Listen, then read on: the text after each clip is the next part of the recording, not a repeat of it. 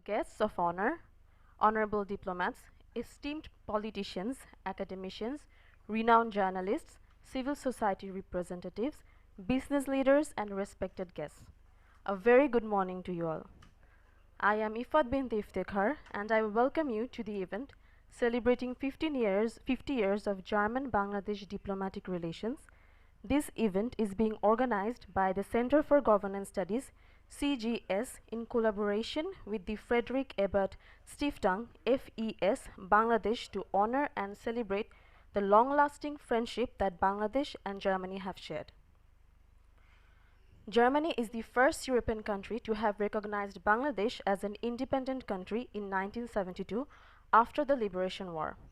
This bilateral relationship since then has experienced massive growth and has added different dimensions throughout the past century.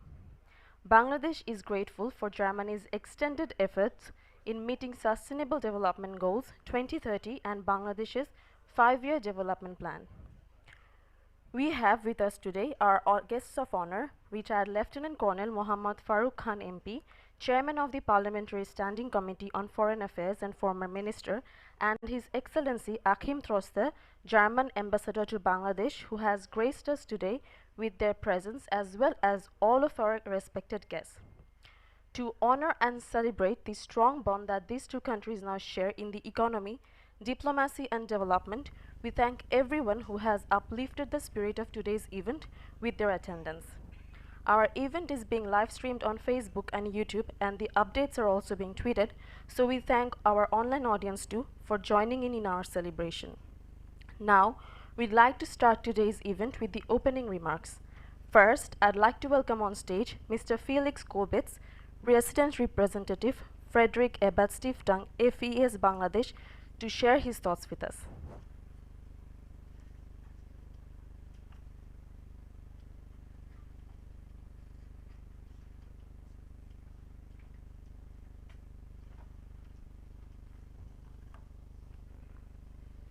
Thank you very much.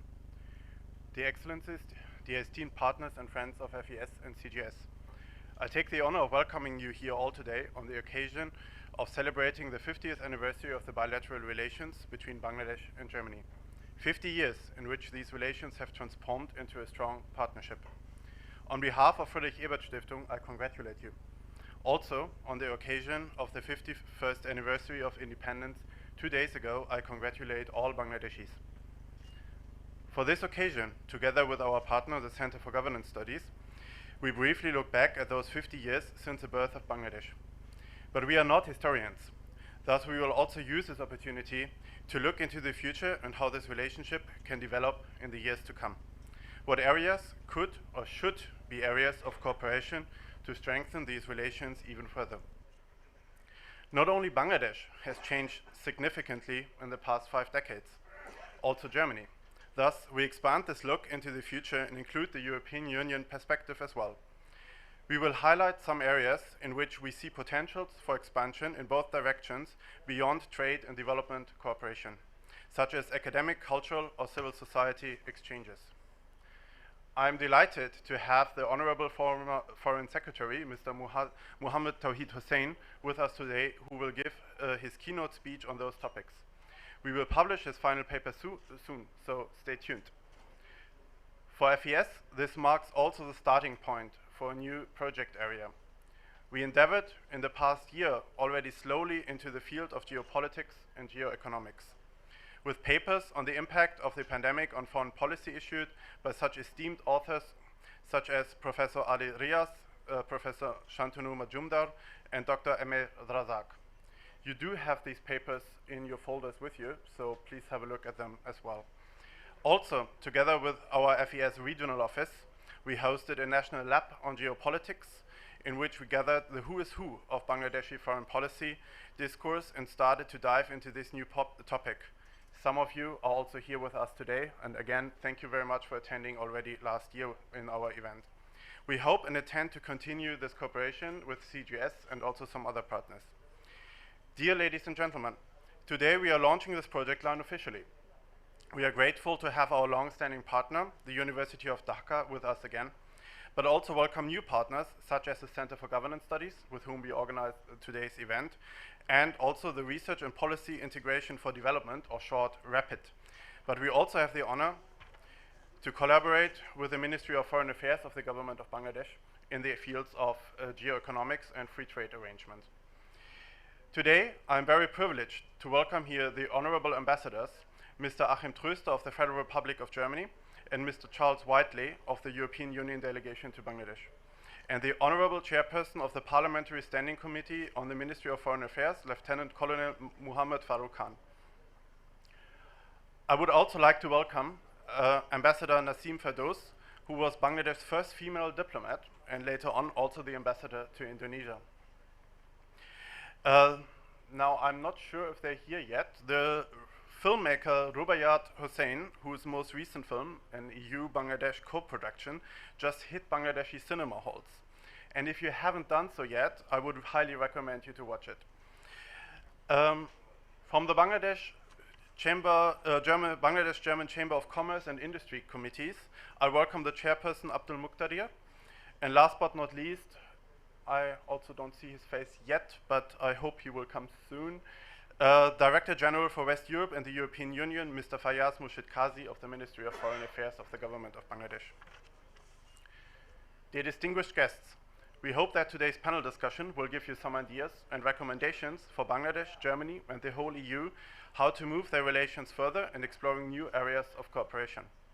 Strong partnerships are necessary, especially looking at global challenges which affect us all, such as climate change, flight and migration, or a potential global food crisis as a fallout of Russia's invasion into Ukraine, just to name a few. I would also like to express my sincere gratitude to the Center for Governance Studies, and especially to Mr. Zilur Rahman and his team for jointly organizing and moderating today's event. Also, I would like to thank the team of FES, especially Shadan Kumardash, without whom this event today would not be possible. Thank you very much. With this, I would like to hand back to our Master of Ceremony, Ifat. Thank you very much.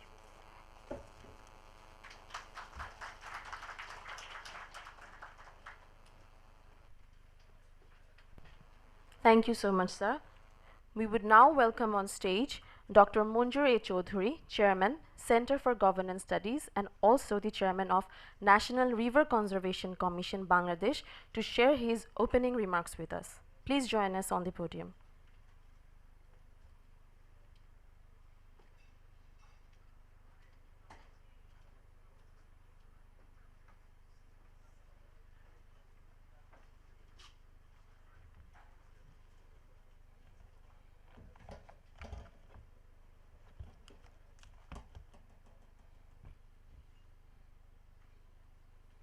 Assalamu alaikum. Honorable guest of honor, Lieutenant Colonel Farooq Khan, Member of Parliament and former Minister. Honorable guest of honor, His Excellency Achim Tröster, German Ambassador to Bangladesh. Excellencies, ladies and gentlemen, good morning and guten Morgen. Today we celebrate the 50th anniversary of Bangladesh-German relationship. East Germany, which is now a part of Germany, was the first European country to recognize the Newman country among all the European countries. Since then, the relationship between these two countries developed into a model one. We are not party to any strategic treaty with Germany, yet we have a strong and vibrant economic relationship with Germany. Now, Germany is the second largest destination of our export products from Bangladesh. Our relationship with Germany goes far back into the history. Germany had an important role in our independence struggle against the British colonial ruler. During the First World War, there was a Bengali group of politicians who are known as Berlin Committee, played an important role. Even during the Second World War, our Subhash Chandra Bose got support from Germany. Germany was always with us in our struggle for freedom and independence. Even even during the 70s, late 70s and 80s, our country went through military rulers. At that time, Germany opened her doors to the dissidents from this country. We, we remember this openness and friendliness to Bangladeshi people. Our relationship is on the right track, on the solid ground. This is a relationship which is mutually beneficial for the people of both the countries. Center for Governance Studies, CGS, has organized this event in collaboration with Friedrich-Ebert-Stiftung, or simply FES. CGS has a strong partnership with FES. In partnership with FES, we have organized these events focusing on the future of Bangladesh. On behalf of Center for Governance Studies, once again, I welcome you all to this event. Former Foreign Secretary, Mr. MD Tawhid Hossain, will present the keynote speech here on Bangladesh-German relationship. Following the keynote speech, a distinguished panel will discuss this issue further. I hope all of you will enjoy the event. Thank you.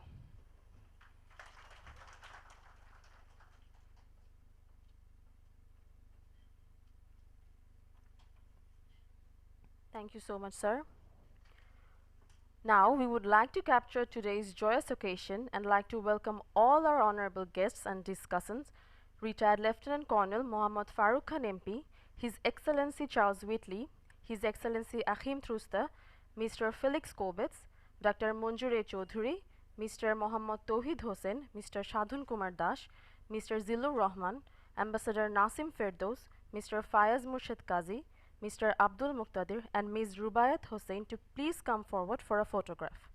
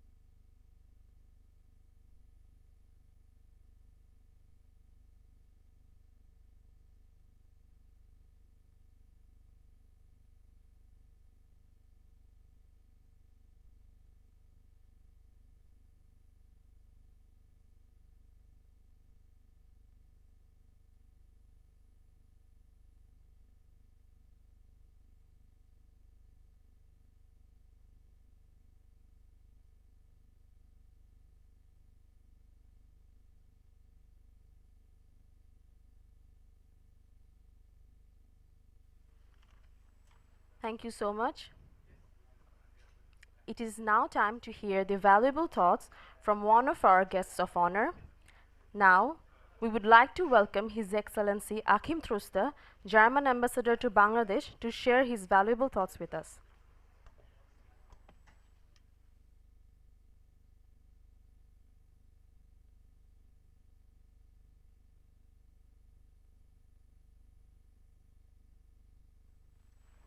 Dear Mr. Kolbitz, dear Mr. Chaudhary, Honorable Member of Parliament, distinguished guests, a very good morning, and thank you very much for giving me the opportunity to address you to this important event. I hope you're not too disappointed, because if you had a look at the program, you would see me announced as speaker at the end. But I have so much to say, and I would like to speak for at least 1 hour, and therefore I asked the organizers to postpone, because otherwise I think after 3 hours of discussion, your attention would lower too much in order to really be attentive to the valuable things that I would like to tell you. So please don't be too disappointed that I speak now to you. My first words of thanks go to the Friedrich-Ebert Foundation and the Center for Government for organizing this very valuable event. It is in the framework of the celebrations of our 50 years anniversary of bilateral relations. And it took only today that for the first time Mr. Chowdhury mentioned something that of course I usually always avoid to mention. Because I'm today here as the representative of a state that still exists and still is a UN member state. Meanwhile, the state you were referring to, and I think, thanks God, doesn't exist any longer. Because it has voluntarily decided to join the Federal Republic of Germany that I represent. It was correct that this former state recognized Bangladesh some days before. The Federal Republic of Germany did, but I think our recognition on the 4th of February in 72 was at least the more sustainable version of the recognition. And I'm speaking for all of the Germans, we are luckily united in one state since 1990 with the help of our partners and allied. I am congratulating both our people for 50 years of very successful relationship. Looking back, I must say it was a very successful story for both of our countries. But if we take a very close look at it, both countries are not any longer the same. My country, as I've mentioned, is not any longer only half of Germany. We have become united. We have undergone severe changes. Not only we have more territory, which is not the most important thing, but we can live as German people together in liberty and freedom since 1990. And we have also changed the face of our population. I think somebody who was in Germany in 1972 and who goes back now only for the first time, he would be surprised, because also the populations have changed. We have now 25% of our population that has a migrational background. So we are not any longer only the descendants of the Germans that defeated in 9 past Christ the Romans in the forest of Teutoburg, but we have become a quite diverse mix. So Germany has changed a lot, but also Bangladesh has significantly changed. Those who have seen, like me, in 1972 in the news, all the information about the new gained independence of Bangladesh, they would also be extremely surprised when they would be here together with us. And I see this also talking to other people who were, to colleagues who were here 20, 25 years ago. When I sent some photos to them, they are deeply surprised. They recognize nearly nothing. Bangladesh has significantly, and for the better, developed. You're not any longer 70 million people, you are now at least 165 million people, and you're not any longer a poor and disaster-stricken poor country, but you have graduated to a lower middle income country, and you are highly ambitious, and I think you have all sorts of possibilities to succeed in very quickly becoming a middle income country, and also like Bangladesh intends to do, and its ambitious government in 2040, an industrialized country. So both of our countries have undergone significant changes, and I think that this event is all the more important as it doesn't only look back on 50 years. Politicians, if I may say so, have the tendency to look back only on their past successes and achievements. But I think what is much more important for all populations now is to look to the future and to see how we can manage the challenges that are ahead, and they are manifold. They are manifold, and I think this event, which is one in a chain of many events celebrating the 50 years, is particularly important because it focuses on what is lying ahead and on the challenges. Climate change has already been mentioned.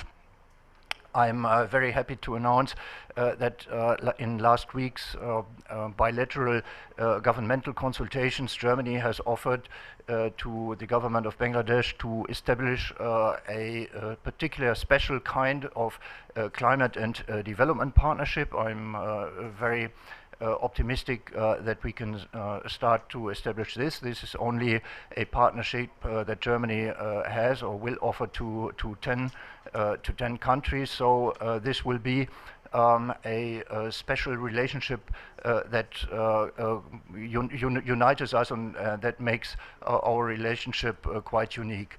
And we will have in 2 weeks the visit of the recently nominated Secretary of State for International Climate Policy.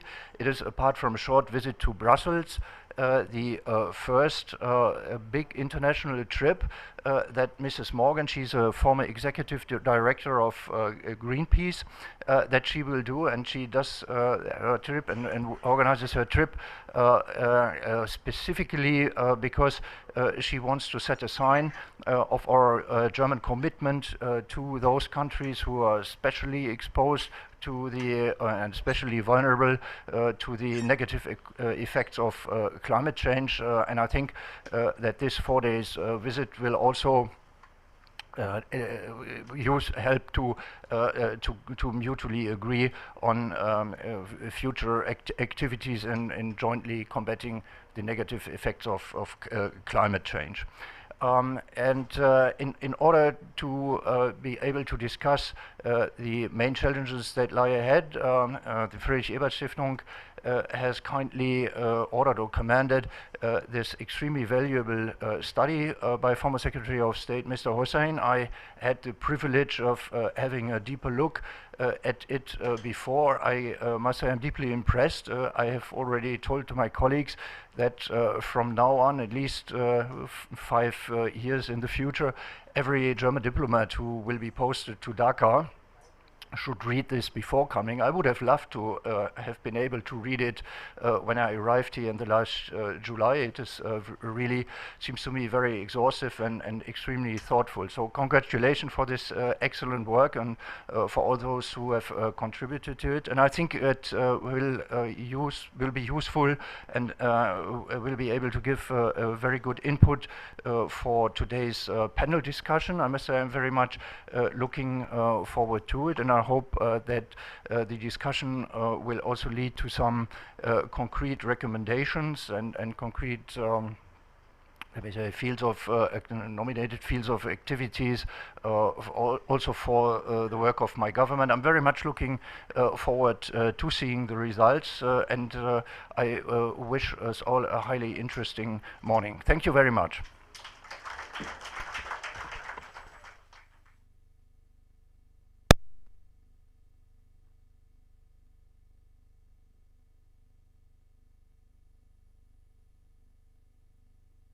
Thank you so much, His Excellency.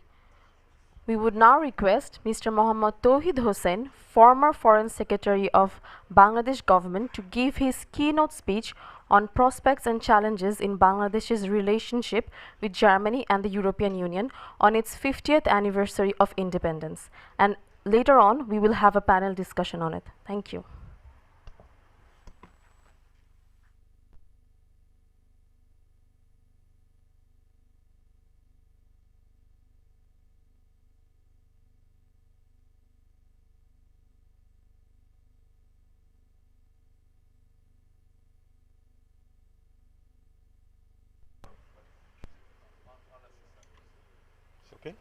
Okay.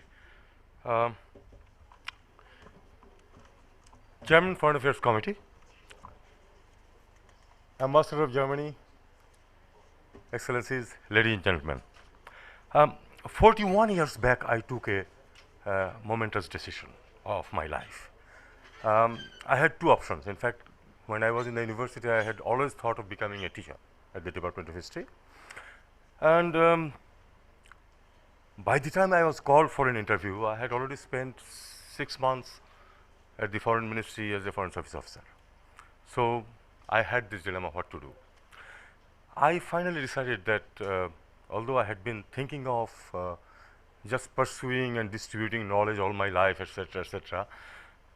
In 81, I decided that no, I would rather be a practitioner.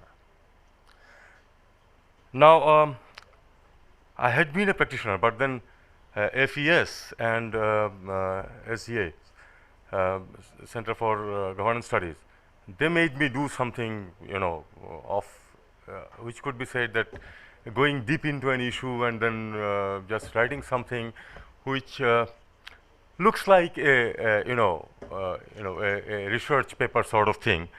I have tried my best, but I still feel that the overall tone of my paper would be that of the reflections of a practitioner rather than a real theoretician. Okay, now we already know that Germany was the first country in Europe to recognize Bangladesh. Without going into that, we have had a very good and very useful relation with Germany, and subsequently with also the European Union. Initially, since it was a war-ravaged country, we needed assistance from all over the world as far as possible, and then the relation with Germany, Bangladesh relation with Germany, Bangladesh relation with the EU was basically one of donor-recipient. We are receiving the donations and then they were the donors. That continued for almost, of course, some trade developed, but then basically it was a donor-recipient relation in the 70s and 80s. That changed in the 90s, and that has gone tremendous change since then. The relation between these entities, Bangladesh and Germany, as also Bangladesh and EU, is now one of trading, business, investment, things like this. And then Germany, as we have already been told that, and we know it, that is the second largest destination of our exports. And if we count the EU is by far the largest destination of our exports. So it's extremely important. And the other important thing is that the trade balance has always been in our favor in the trade with both Germany and the EU. There have been visits from both sides. It started with Ziaur Rahman's visit in 1981 to our Prime Minister has also been, present Prime Minister has also been to Germany a number of times. There has been visits at the functional level among ministers, among functionaries, and a lot of agreements have also been signed. There was starting with the 1972 technical cooperation agreement, and then we have agreements on protection of investment, we have agreement on avoidance of double taxation, we have agreement for training of our military officers in Germany. But overall, the trading relation is extremely important, and particularly because it helps our balance of payment in the long run. We have a huge surplus in our trade with these entities. This could be possible because of the GSP benefits that the EU and Germany has extended to us, particularly the everything but arms, EBA facility that we have been enjoying. We won't be enjoying it after we become, or we graduate from the LDC, although we are looking forward to that. And I think ultimately trading relations and other relations will become important, because both for Germany and EU, one of the basic thrust is human rights, democracy, rule of law, etc., etc. Apart from trade and development, of course, environment is another very important area in which cooperation is there and can go further. We have, since 2015, a formal mechanism for consultation with the EU, and we have it with Germany from much before that. That is working pretty well. That is working pretty well because that brings the two sides together, and then freely and frankly exchanges can take place so that we take care of each other's concerns and proceed accordingly. One of the major concerns of the EU, and of course Germany is also part of that, has been irregular migration.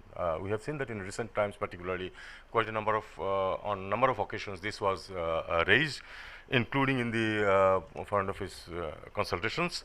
And on one occasion recently, there was even an initiative from the European Commission to put some restrictions on Bangladesh visa seekers but fortunately that has not materialized, and we have been able to interact with each other on this subject, and there have been some steps from Bangladesh side also, which has taken care of the concerns of the Europeans, and Bangladesh on its part has requested that training facilities for workers could be facilitated by the EU and Germany, so that people could go for employments legally where Europe has the requirements.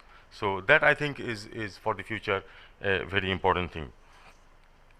There has been the question of the common security and defense policy, and I think one important aspect is that from the functional level, the relations is now being taken above to the political level. There has been a decision in the last EU-Bangladesh meeting that it will be raised to the political level, and there would be in the coming years there would be this strategic relationship. From the ambassador has already indicated to that, and I think that's where Bangladesh-Germany relations, Bangladesh-EU relations are heading towards. Now,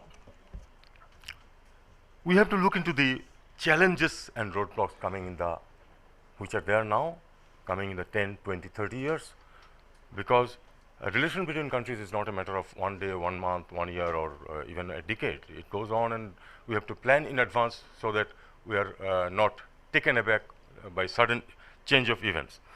I think to do that, we need to look into a few things. One is that where Bangladesh stands today.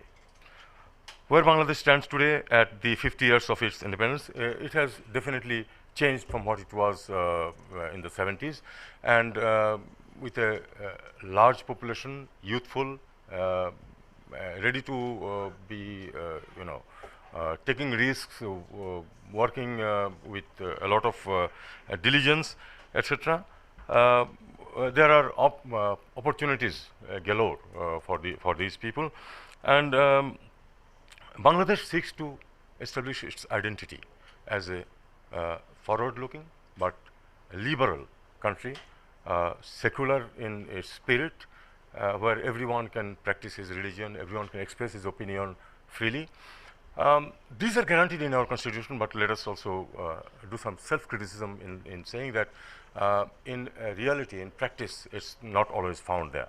So this difference between the constitutional promise and the reality puts us in a rather awkward situation. That's what I should say.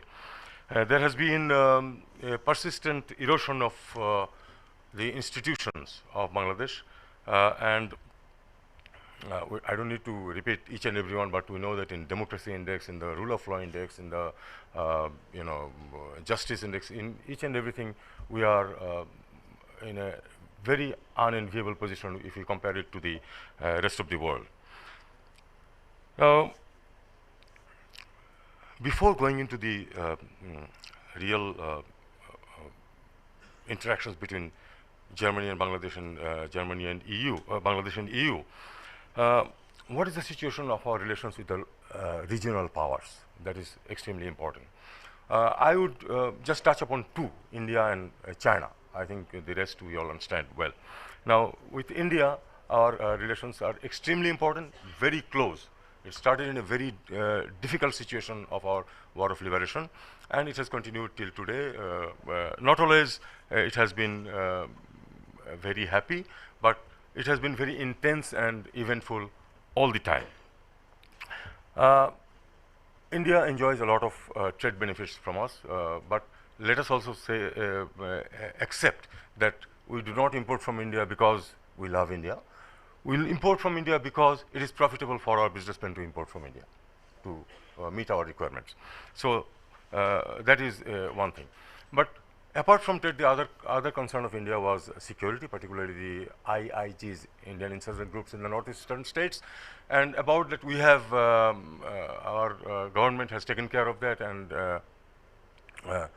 they have been. India is now pretty happy about that, the help that we have extended. The other concern was transit to those areas, so that those areas could be developed Unless they can be developed, the insurgencies cannot be actually completely eliminated. And we have given that facilities also. Unfortunately, there is a pervasive feeling that those have not been reciprocated by India. So there is a feeling of animosity among the people. Let us accept the reality that the people are not happy with, many of the people are not happy with India because of these factors, that why India is not taking care of our concerns, the question of Tista, the question of killing at the borders. These are, and then we have this Citizenship Amendment Act, which equated with Pakistan and Afghanistan as persecutors of the minorities, etc., etc. These are things that have embittered the minds of the people. Some experts, of course, say that the relation with India is time-tested, but time flows like river water, and there is always, you know, it never is constant. With China,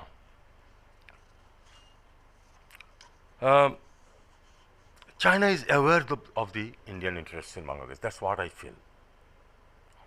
They are our officially biggest trading partner now, but actually India is the biggest trading partner because there is a huge amount of informal trade between the two countries. But officially China is the biggest trading partner, and also the one of the main sources, often exaggerated, one of the main sources of development finance. There are others who actually spend more money in development finance in Bangladesh. So this is one relation, but then the pervasive feeling that politically the two countries are always supportive of each other has been jolted by the Chinese position on the Rohingya issue, and this has been actually a eye-opener sort of thing, and we have to think twice and think differently as we used to do earlier. One important thing is that there is an vested interest group within Bangladesh who benefit from relations and interactions with China. I think, and most of them are pretty politically powerful. So that is one difficulty that we have in having our relation with China. The regional security situation. There have been recently in the Asia-Pacific region two major initiatives. One is the Quad. Well, the Indo-Pacific thing was growing up for quite some time, although it became prominent recently. But the Quad involving the US, India, Japan, and Australia has become an important thing. And there was pressure on Bangladesh to join this grouping, but Bangladesh has, as it has relations with both sides of the equation, because this is basically an effort to contain China. So Bangladesh naturally could not join this bandwagon like that, and Bangladesh has formulated its own Indo-Pacific strategy, in which the one aspect is that security doesn't mean military security only. There are other aspects, and the other thing is that Bangladesh maintains its equal distance from any such groupings, staying clear of any taking any side. Then we have the other grouping which has come up, which is the AUKUS, Australia, US, UK, and this has created a lot of ripples in both Asia and Europe, and France was furious because the Australians cancelled a huge submarine deal with France and went for Britain, and US was to supply this nuclear submarines to them, and Germany came out in support of France. So this is one phenomenon which has had a lot of repercussions both in Europe and Asia. Now, where does Europe and Germany stand in these new phenomenons that have come up in the security situation of Asia Pacific? Now, Europe and Germany are not literal to Indian or Pacific Oceans, but they have intense interest in what happens in the Asia Pacific. If you just think of China, Um, Europe's close to a quarter of the imports come from China. And we know that in the pandemic period, there was serious difficulties of supply chain. And this overdependence on China is dangerous for anyone, including Europe and Germany.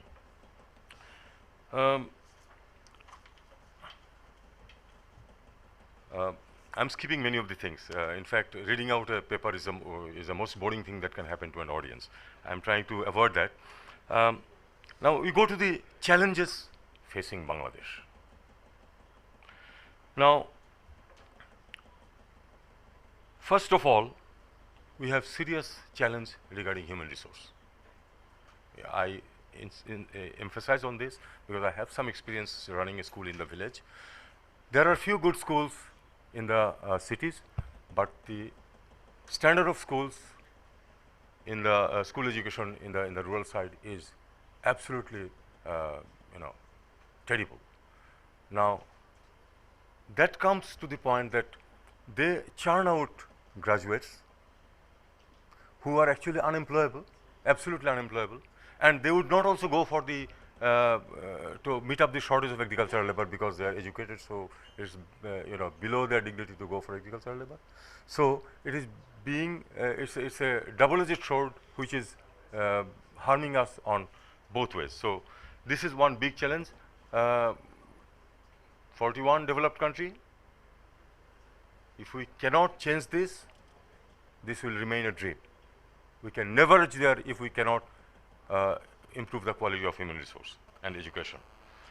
Telecommunication, lot of hullabaloo about digital Bangladesh, but our speed of internet is half of Myanmar, less than Nepal. We need improvements here. Basis of our economic prosperity. We have prospered, 6% plus growth for quarter of a century, and now it is even going when during the COVID pandemic, all major economies contracted. We still grew by 3.5%. It's not a matter of joke, but this stands on very, very shaky grounds. There are three things which take us there. One is the remittance from our workers. 8 to 10 million people send money. Second is the garments export, mostly in the bottom and mid segment. We are not in the upper echelon. And third is agriculture. The most of our workers are the lowest paid and work in the construction sector in the Middle East. This is the limit, one. Second thing is that any problem in the Middle East, any conflagration in the Middle East will have serious repercussions on this. If they start coming back, there is no place for them to employ them. One. Second, in 10 years' time, I am told that much of the basic stitching will be done by computers and with the robots. So where do we stand? Where are we going to upgrade? It's not that easy. Upgrading is not very easy. So this is also a very shaky ground. Only the agriculture sector is doing well and very resilient. Government is helping in some respects, but the farmers are helping themselves. That is the most important thing. So, but also we have the difficulty of too many people trying to feed too many people from too small a piece of land, over cultivation and nutrition, lack of nutrition in the soil, etc. We have already started facing these problems, and this will only increase. Balance of payment position, we are good at this moment, but my friend Mustafizur Rahman of Center for Policy CPD, Policy Studies, he has indicated 9 indicators for which we could, in the long run, face serious problem of balance of payments. And I'm not going into the details, but he has also indicated that there are countries, including India, who are caught in the middle income trap for a long time. Lower middle income trap, and the upper middle income trap we have Malaysia, Argentina, Brazil. So this is one danger that is looming at the horizon. The conflicting relationship between India, China, and the USA in this vicinity is itself a problem for us. We have good relations with all three of them, but since they have conflicting relations, that could someday, if in case of a polarization could be a serious problem for us, which side to take. I believe that our military needs a minimum deterrence capacity, which we do not have this at this moment. Well, many people think that we don't need this, but I do believe that we need this. There are two important lessons from the Russia-Ukraine war. One, no friendship is sacrosanct. Ukraine and Russia were the closest of friends for a very long time. They have almost common history, common culture, almost. Nobody could believe that Russia would, even when preparations were taking place, it was thought that it's just a pressure tactic. They are not going to attack Ukraine, but they have attacked Ukraine. One lesson. Second lesson, even a much weaker country like Ukraine can hold on to its own with help from others, friends, and with a resilience and unity. So these are two lessons for smaller countries like, weaker countries like Bangladesh, which has come up from the Russia-Ukraine war. Lastly, we have the problem of the Rohingyas. I have written a lot on it, but I don't want to go into details and bore you. You all know it, the situation. 1, 2, 3, and fourth time this is the one. 78, 92, 91, 92, then 2016, and then 2017. Now, after 2016, under international pressure, the Kofi Annan Commission was instituted. The gentleman did a report with 80 recommendations. 3 days after he submitted the recommendations, the worst atrocities started. And we have now more than 1 million of them on our soil in the most densely populated country of the world. So, we have to take care of these.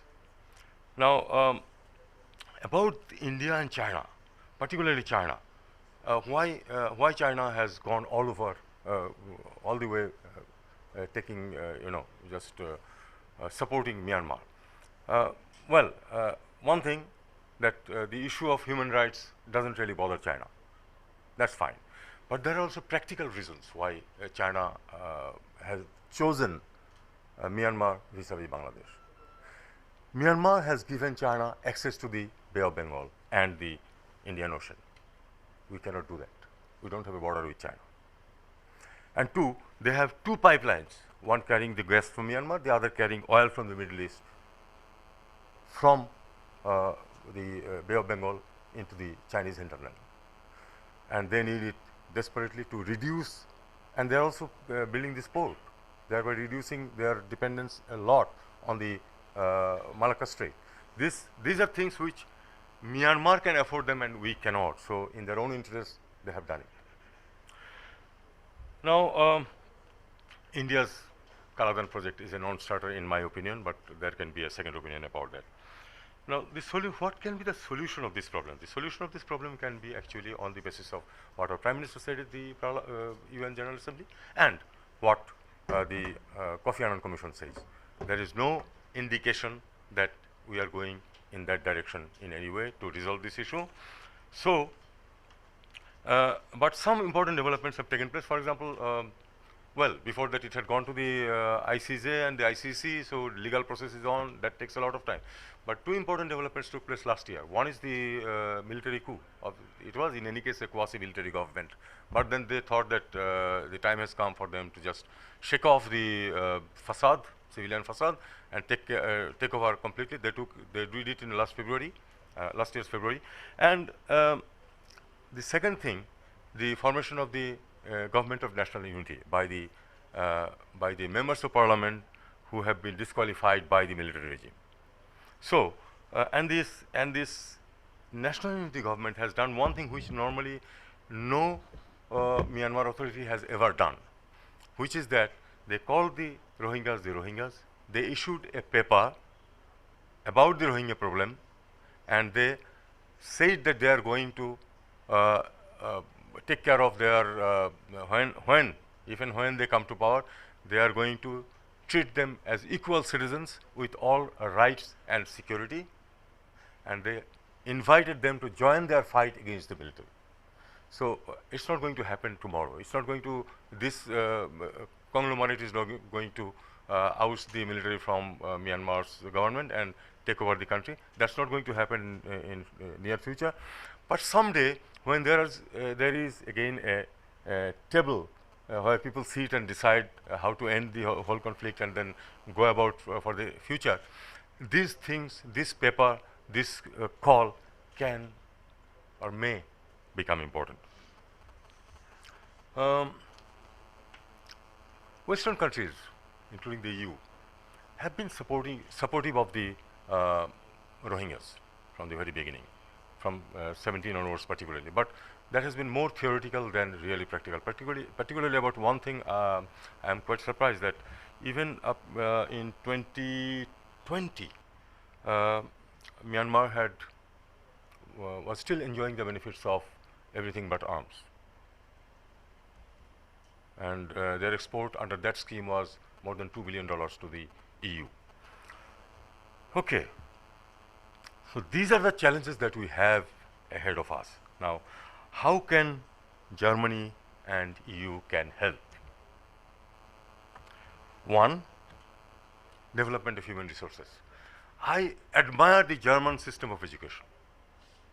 I admire the German system because everyone is not supposed to or needed to be a master degree holder. Whereas in our culture, everyone aspires to hold a master's degree and try for a job of a peon.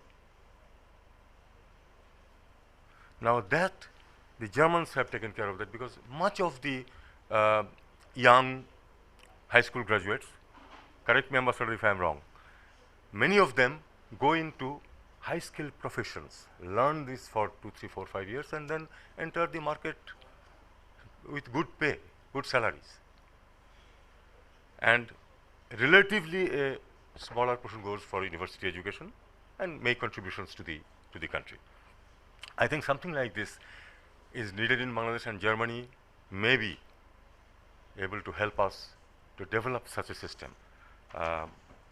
Maybe a tall order, but then you have to look forward to higher things. Unless we think of becoming a developed country by 41, we would not even go become a upper middle income country. We have to look forward to higher positions than apparently seems possible. Second, developing Bangladesh as an alternate source of consumer goods. The over-dependence on China, the dangers of that has been seen already.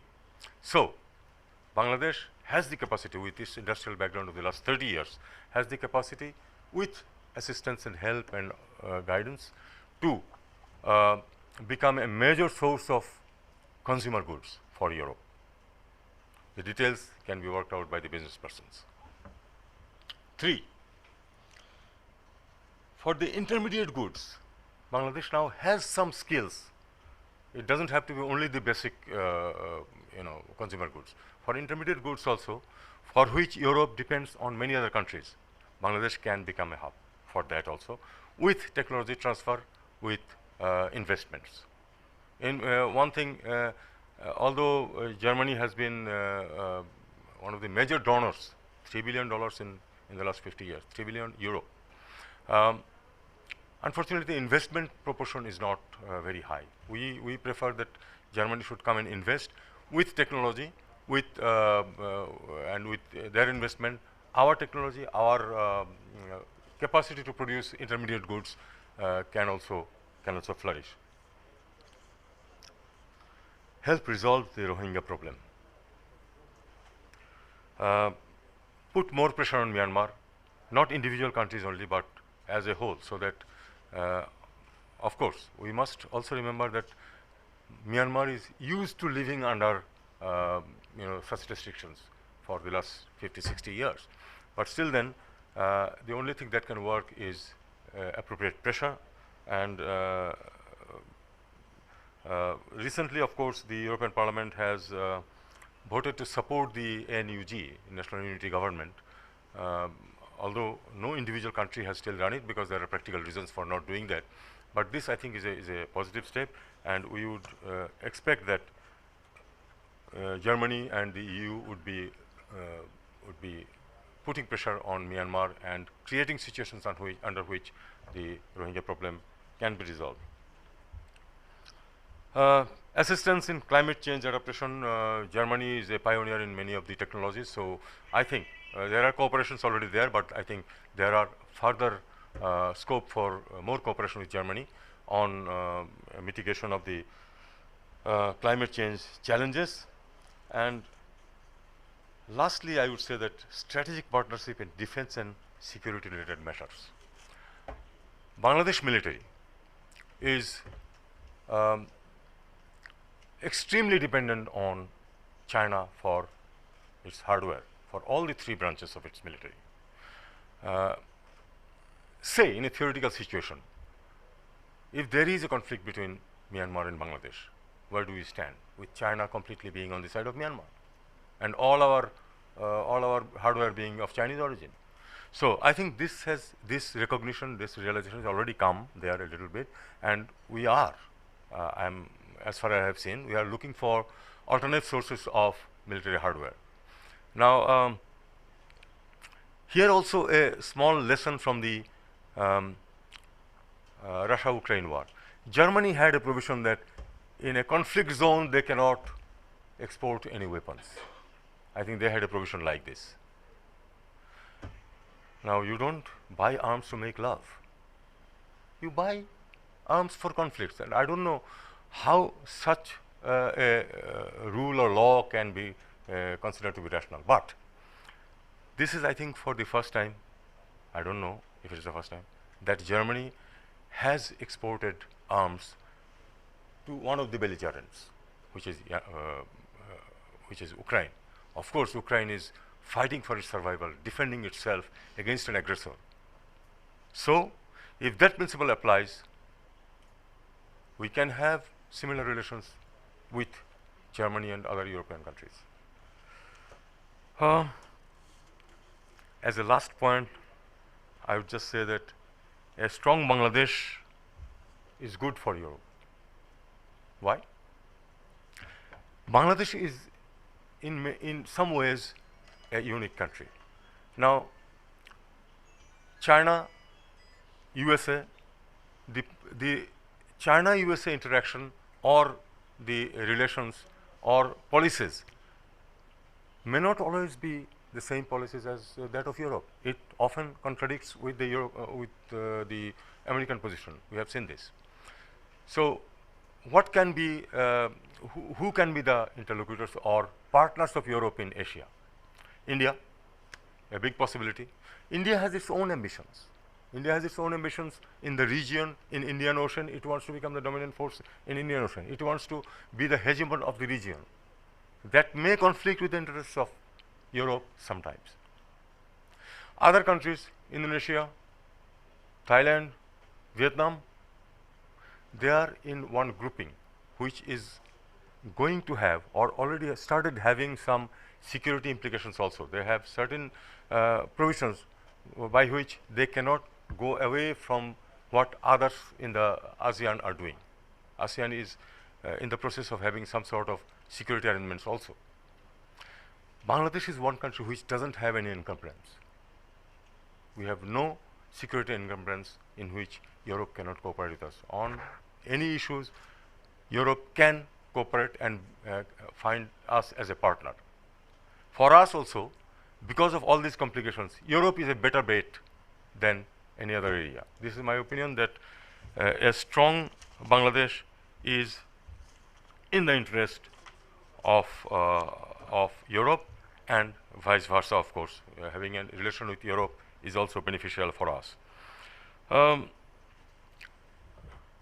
Just in conclusion, we have no territorial ambitions. Even when when one of the US congressmen said that actually Rakhine should become part of Bangladesh, we instantly said that we are not interested in such things. Our government said this. We want to live in peace, pursue our development goals, and just be a part of the peaceful world.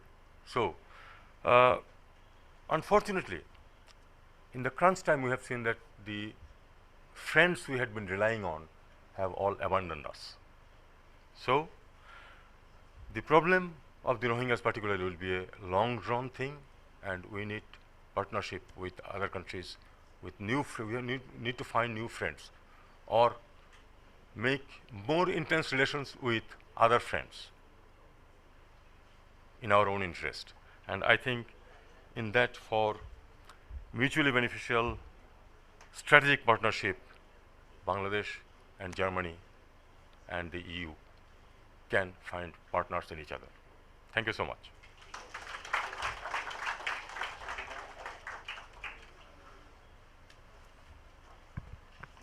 Thank you so much, sir, for your valuable insight. It is now the time to hear from one of our guests of honor, retired Lieutenant Colonel Mohammad Farooq Khan MP, Chairman of the Parliamentary Standing Committee on Foreign Affairs and former Minister. I would please request him to come up to the podium to give his speech.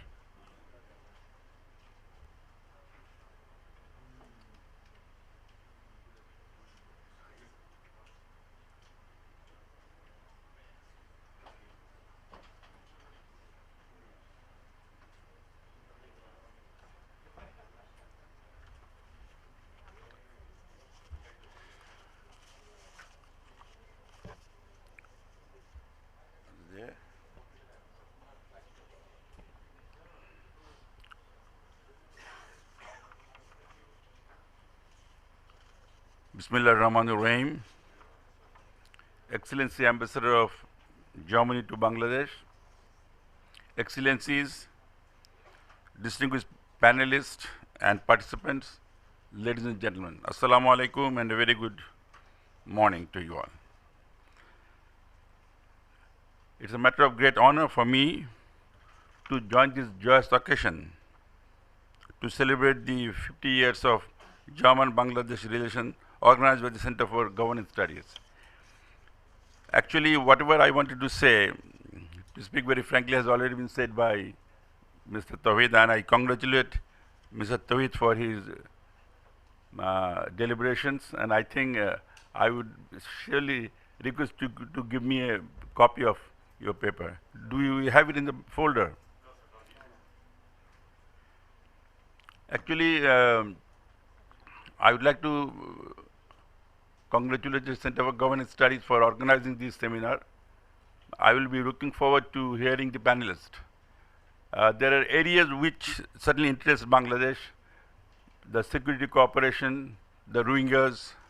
These are of interest to Bangladesh, particularly, and I'm sure that the cooperation between Bangladesh and Germany, ever since Bangladesh was recognized by them immediately after the Liberation War, is very important for us. I won't go any further because I have to go back to the Parliament. We have a Parliament very soon. I will stay for some more time to listen to the panelists, and then I'm sure that will be beneficial for them. Thank you very much. Joy Bangla, Joy Bangabandhu.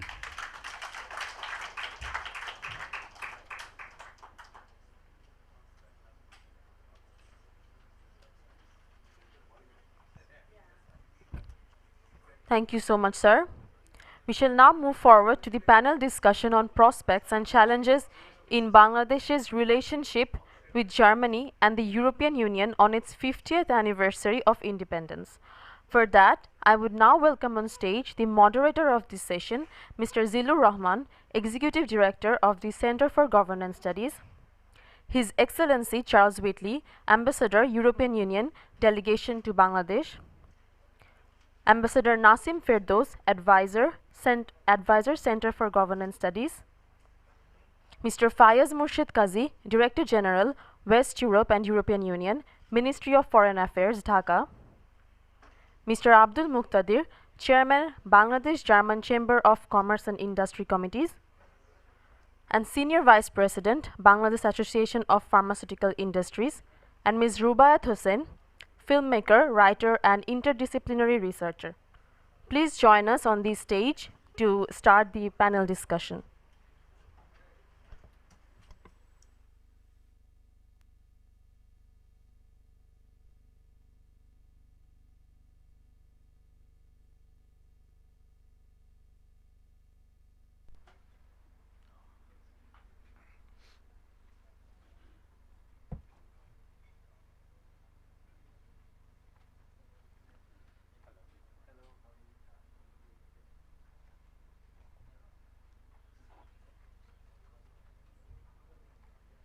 Hello everyone.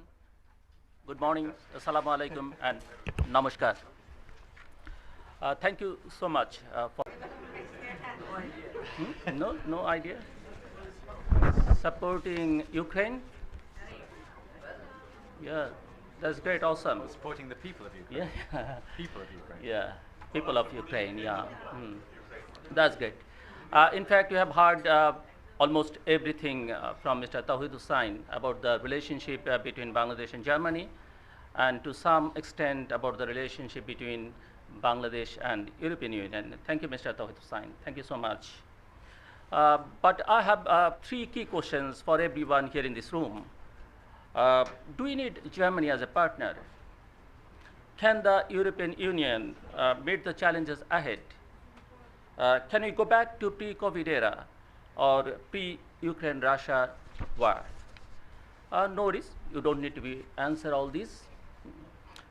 We have a very exciting panel to answer all these and many more. Let me introduce the panel we have today. To my very next, His Excellency Ambassador Charles Whiteley, Ambassador European Union Delegation to Bangladesh. Next to him, Mr. Abdul Muqtadir, he is the Chair of Bangladesh German Chamber of Commerce and Industry Committees and Senior Vice President, Bangladesh Association of Pharmaceutical Industries, and he is the Chairman of Incepta Pharmaceuticals Limited.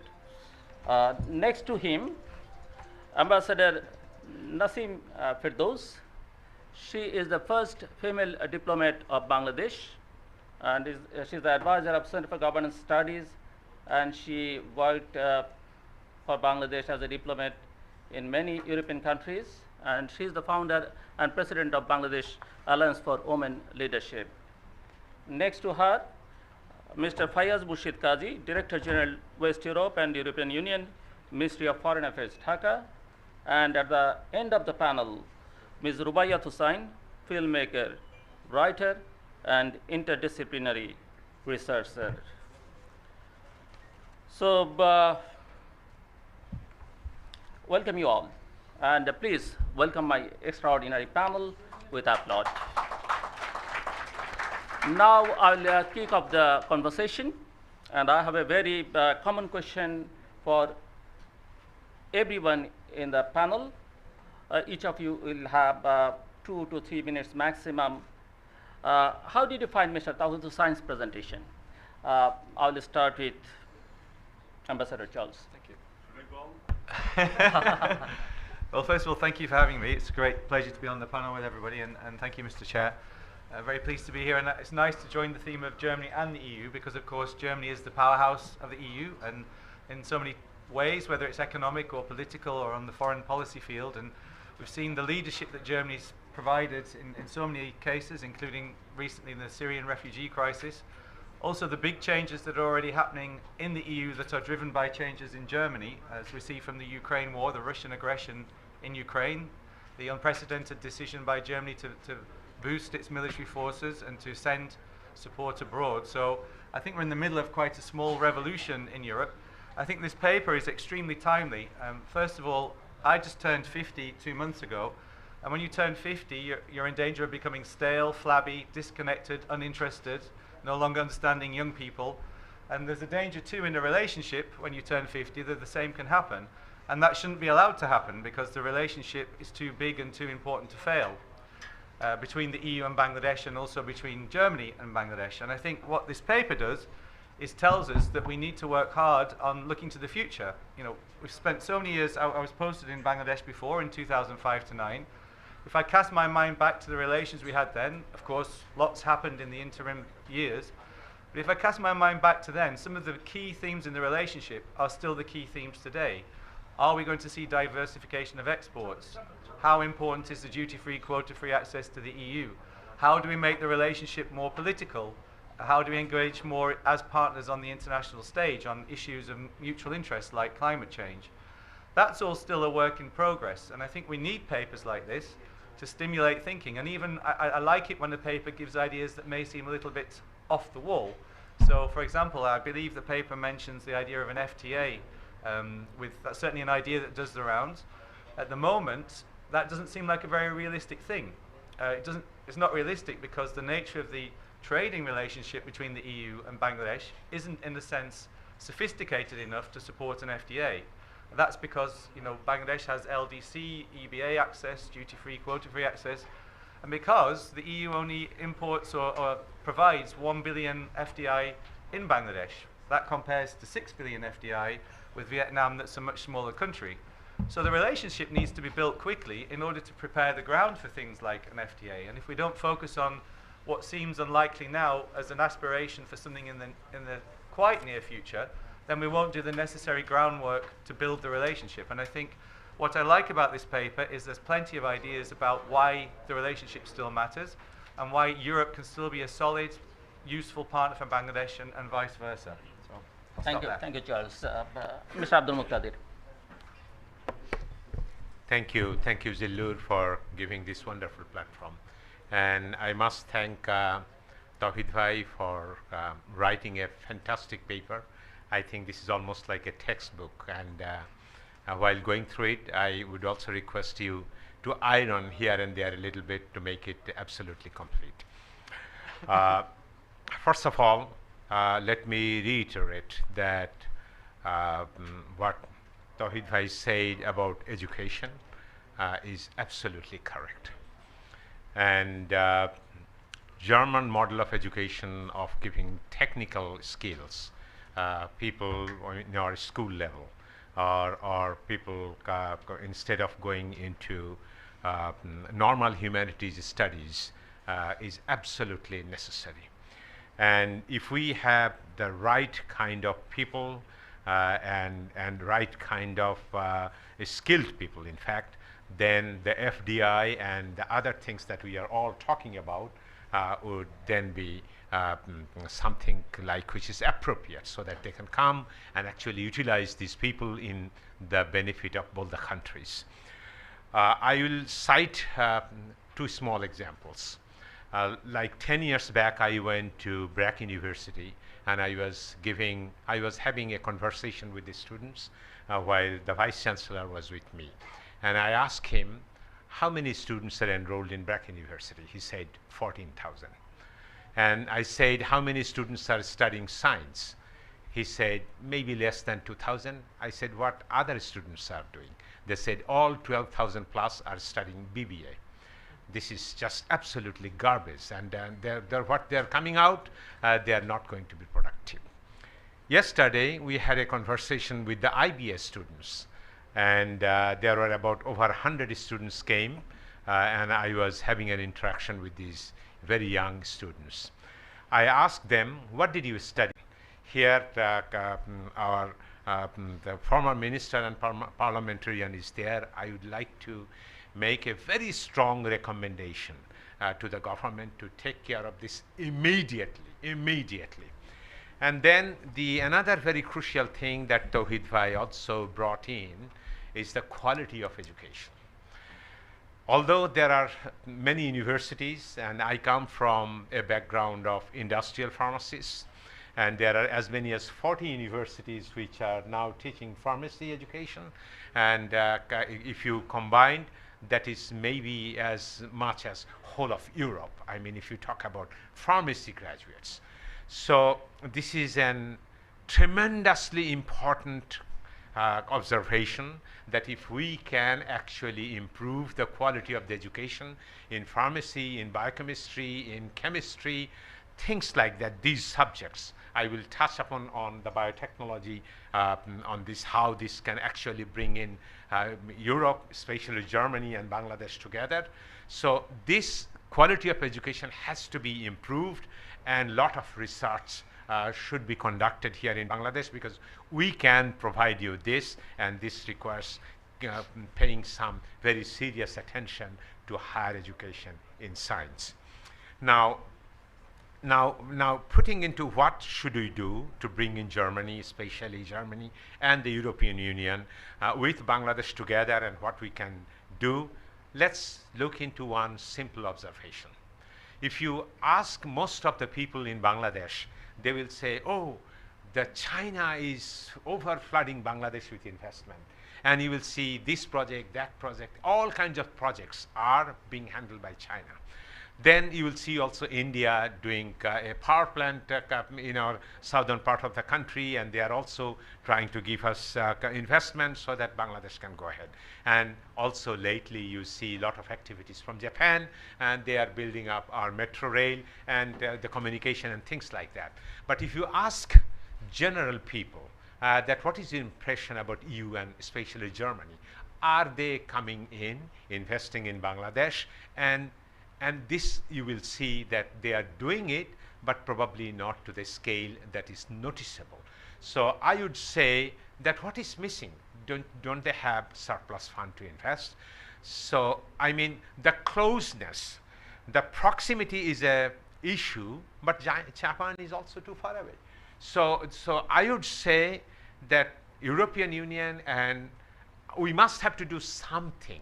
We don't blame Germany or European Union that they are not coming here. We have to make this change of the mindset, that we have to be more embracing, give them the comfort that they can invest. If they can invest $6 billion in Vietnam, why can't they invest 20 billion in Bangladesh? So let's make this situation something where they feel the comfort of coming in, investing, and get benefit of the investment. The seriously lacking things were the infrastructure and electricity.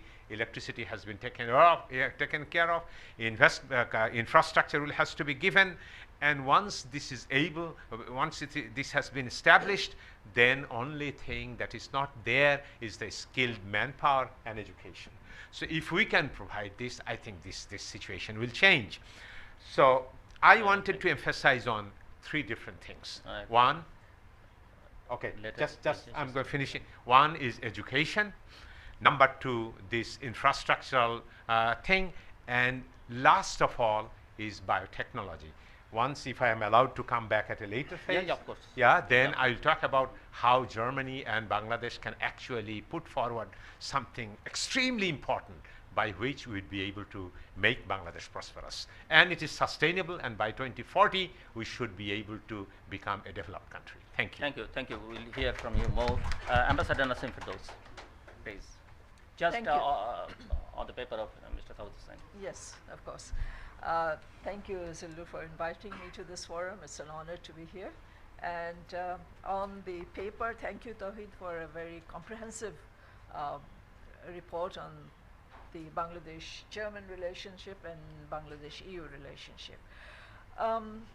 It's interesting that you have gone into all the details that was and what the future holds for Bangladesh-EU relation. I'll go to EU as Germany is one of the founding members of the European Union, one of the major founding members of the European Union. And so the experiences of the European Union has some relationship here with Bangladesh in taking it forward, the EU and German relationship with Bangladesh. It was a wonderful paper. What caught my attention was education, but not the higher education. I referred to what he mentioned at the very beginning about schools in the village. And I also support 3 schools in 3 different villages and have very sad experiences in regard to school education. And that is where I think Germany has a wonderful opportunity to make a difference. And in terms of school education, the European Union runs European schools in different capitals, in different language sections, in certain places, particularly in Brussels and in Switzerland. I know this because my son went to the European schools in different capitals, and one of the things that I have seen that happened in terms of my son's education, and would be the same for any other Bangladeshi school child, is that it broadens their concept, it broadens their outlook, and it actually broadens the level of tolerance. Germany, and indeed the European Union, is a very tolerant society as a whole, and that makes a difference. So that is one part that I would put a lot more emphasis on. The other, as the previous speaker, the president of the pharmaceutical organization has mentioned, Bangladesh lacks technical education. And this field is actually very, very lucrative for investing, particularly for training women. We don't have in Bangladesh good nursing schools that produce nurses who live in Bangladesh and provide the services that we expect them to provide. We don't have good male nurses who actually can provide the health services that are required in the hospitals, as well in cases of patients who live at home and still need the medical care. These are areas under the broader umbrella of education that actually European Union can expand their investment. In terms of business, I mean, business has to be lucrative for any country to be able to expand that field. We now export around 1 billion euros worth of goods to the European Union, to Germany or the European Union. And I read the foreign minister's statement the other day at the German-Bangladesh Chamber of Commerce, where he said they want to raise it to 10 billion. It will not happen in a vacuum. It requires preparation, and the preparation is to train manpower and to create an atmosphere of goodwill with the trained manpower to create the right kind of products to be exported to the European Union. Thank you. Thank you, Ambassador Nasim Firdaus. Mr. Fayaz Murshid. Thank you very much. Thanks for having us. I see Ambassador Chaudhry, Ambassador Firdaus, Ambassador Hussain. These are the people we literally learned from. I mean, Ambassador Firdaus and Ambassador Hussain were Directors General when we joined the service. So I usually don't get nervous, but I'm really feeling nervous sitting in front of them. So I wouldn't dare critique the paper at all. What I would just highlight is that with European Union, we used to perhaps depend a lot on London, on the UK, to look at our relations. But when Brexit happened, we understood that we needed to reach out to other important member states of the European Union. And we could see that there was a reciprocation happening from Brussels, from Paris, from Rome. We could see that they were also trying to understand Bangladesh better, not just look at us through the traditional prism of the UK. So that was already a game changer. Then, of course, Ambassador Tawhid wrote and talked a lot about the Rohingya issue. And that also perhaps changed a lot the perceptions about Bangladesh. We have seen it in EU's official narratives that they consider Bangladesh to be an important stability provider in this region. And now that we look at the Indo-Pacific context, of course, that becomes even more pertinent. And that's where perhaps what Ambassador Hussain was talking about in terms of enhanced strategic engagements with European countries, with EU, that's where it comes in. Recently, when we were in Brussels in October, the Foreign Secretary's counterpart, he actually said that they felt happy that Bangladesh was considering Europe as kind of a buffer in the context of the various dynamics we see playing out in the region. Again, Ambassador Hussain mentioned some of the big power dynamics which we found ourselves in the midst of and how we navigate that. And in that context, we see a greater relevance for us in having an enhanced relationship with Europe. A lot has been said about investment, economic cooperation. That is, of course, one of the areas that we are currently looking at, and we would like to elaborate that. I'm glad that Ambassador Whiteley has recently come up with an interesting slogan. He says, EU Bangladesh, meaning business. We have to see how we can create better environment for the European countries to come and invest better. Again, thanks to Ambassador Whiteley, he took an initiative to share with us a list of issues that European countries would like to see changing in terms of the business or investment climate in Bangladesh. And what I would end with at this point is that we are working with the other concerned stakeholders within the government, including our investment promotion agency, our trade promotion agencies, to see how we can address some of these practical challenges that the European countries are bringing to our notice that we should try to address if we would like to draw greater investments from the European countries. And lastly, our partners here with FES, I would thank them that they have come forward in response to one of our calls to consider a standalone investment treaty with the European Union. We do understand that perhaps the time has not come to go into an FTA negotiation with Europe, but that should not preclude the possibility of looking into having a more sophisticated, more time relevant investment treaty with the European Union. And on that, we would like to work further with Brussels and definitely the other European partners. So I'll stop here at this point. Thank you, Faiz. Thank you. Rubai Hussain. Thank you. Thank you for having me on this very esteemed panel. When I was listening to your paper, it was almost like sitting in a classroom. It was a very good lecture, and I must say that I learned a lot. And I would like to take on the thread of education and also reflect on what Ambassador Nasim was saying about the potential of collaborating in education and also in terms of women. I'm a filmmaker myself, and when I have to talk about 50 years of Bangladesh, I always have to think about how resilient Bangladeshi women are, and how much progress there has been in terms of how women think and how women act in society. I was in an exhibition arranged by Goethe Institute, and there are young women talking about feminism.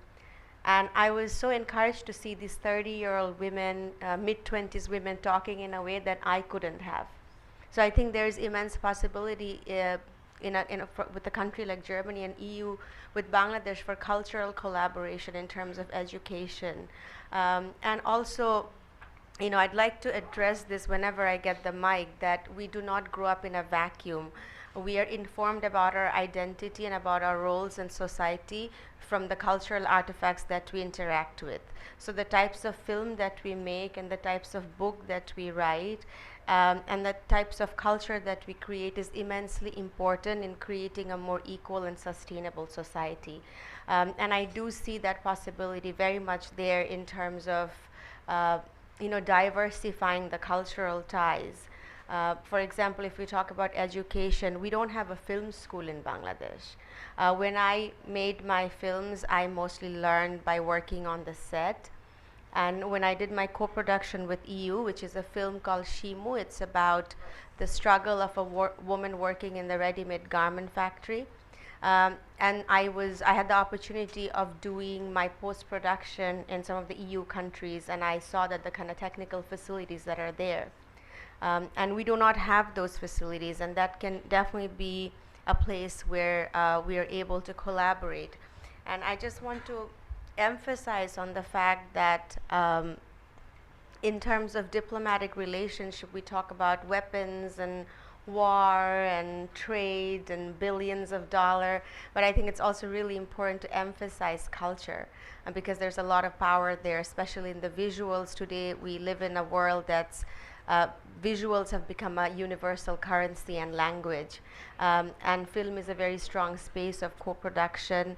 I myself have been part of Berlinale Festival in different capacities, where I was able to develop my project, take part in co-production markets where we can seek financing, and Bangladesh does not still have proper policies in place for these type of co-productions. And that's something that I came up with when I was doing my co-production with EU, that Bangladesh does not recognize these types of co-production that's happening between Europe and Bangladesh, or there's a huge potential of, because in the EU countries there's so much public money for films.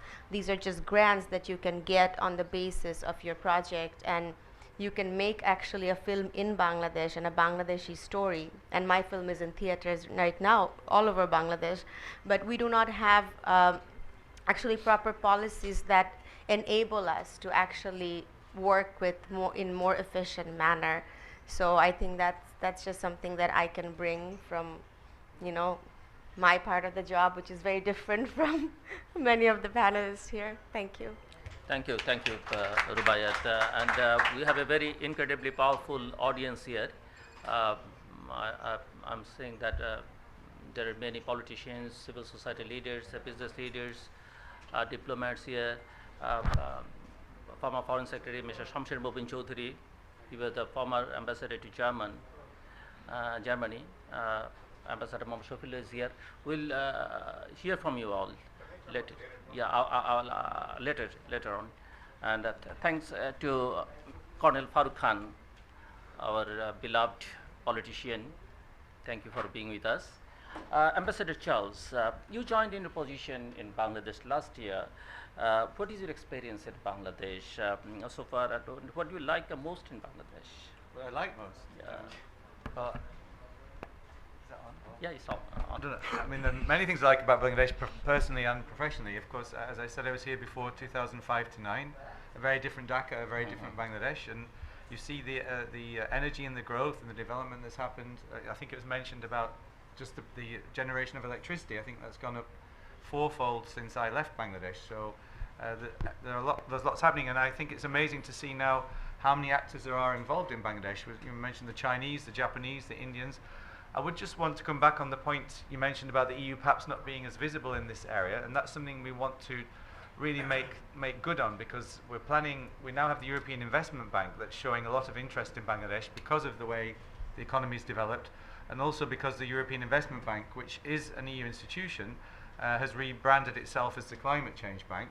And we're working to try to create sizable loans blended with grants that can be useful for infrastructure projects, for example, on renewable energy. So I think you'll be seeing the EU becoming more and more active in this domain, and probably with better conditions than some of the existing partners who work on infrastructure, because the blending of grants and loans means the loans are effectively 0% interest. So I just wanted to put that marker down. But other than that, what I see is a relationship, and Fayez mentioned, DG Fayez mentioned the meetings we've had in Brussels at high level last year.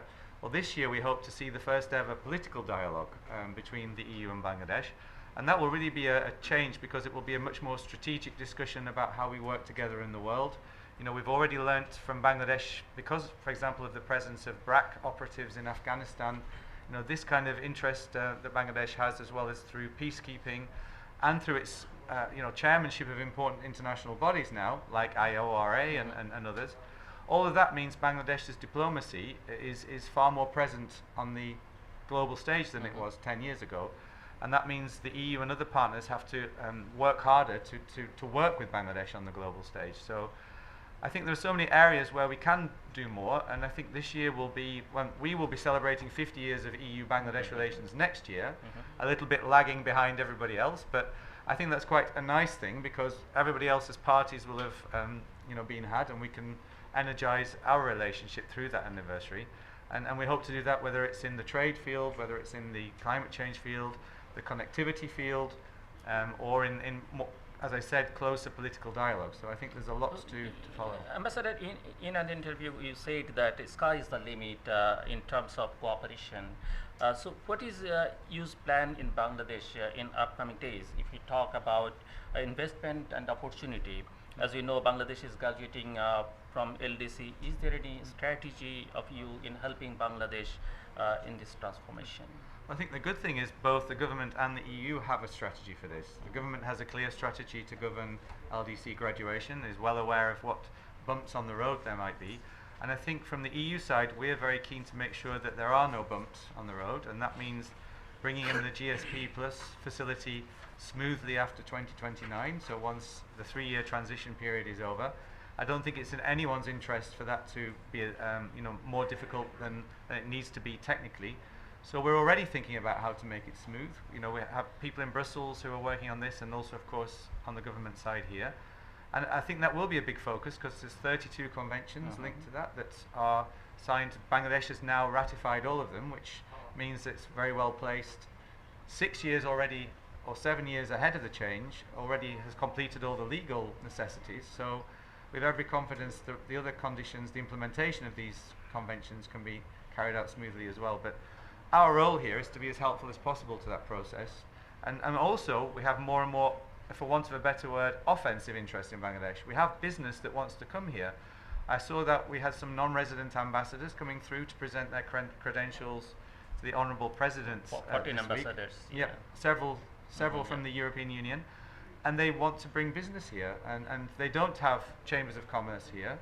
So what we want is a European Chamber of Commerce that can attract and sell Bangladesh as a destination for European investment, because 1 billion is a laughable figure compared to what the opportunities are here. And I think that figure will grow quite quickly, provided we get the message out that Bangladesh is open for business, that we can address some of the red tape issues, and that there's a good commercial prospect here for our business, and I think that will happen. So thank you.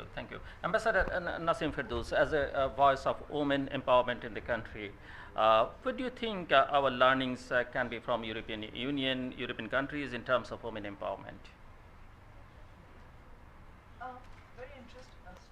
Very interesting question, because the European Union, especially Germany, has very interesting rules for women's employment. Women who stay at home, and correct me if I'm wrong, women who stay at home and their children get special allowances for bringing up children.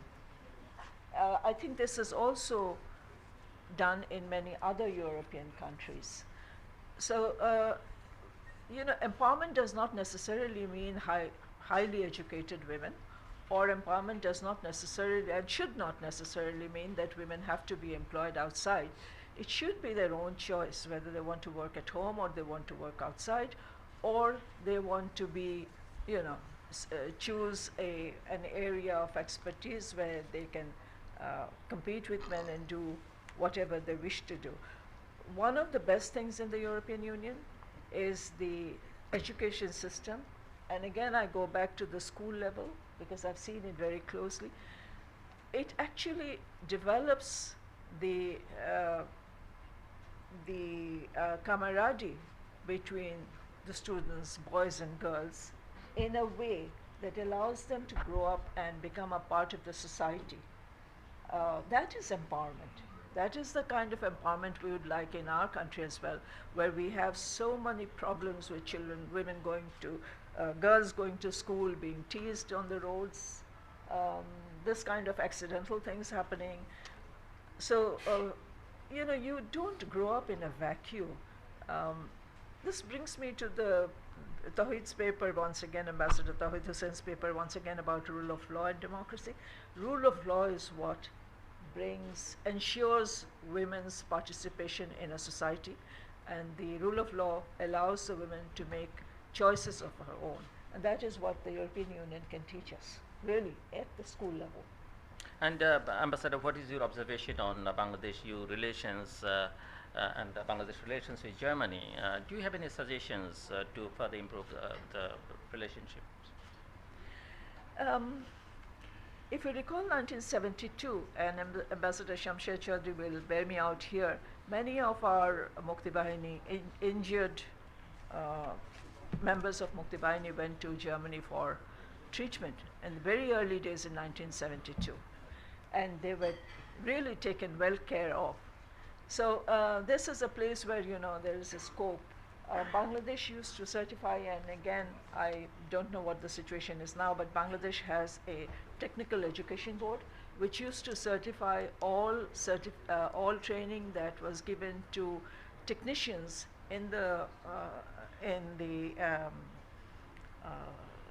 medical field, where labs used to have technicians who were certified by the Technical Education Board. This is no more, I'm told. Individual institutions certify, and there is no standard there.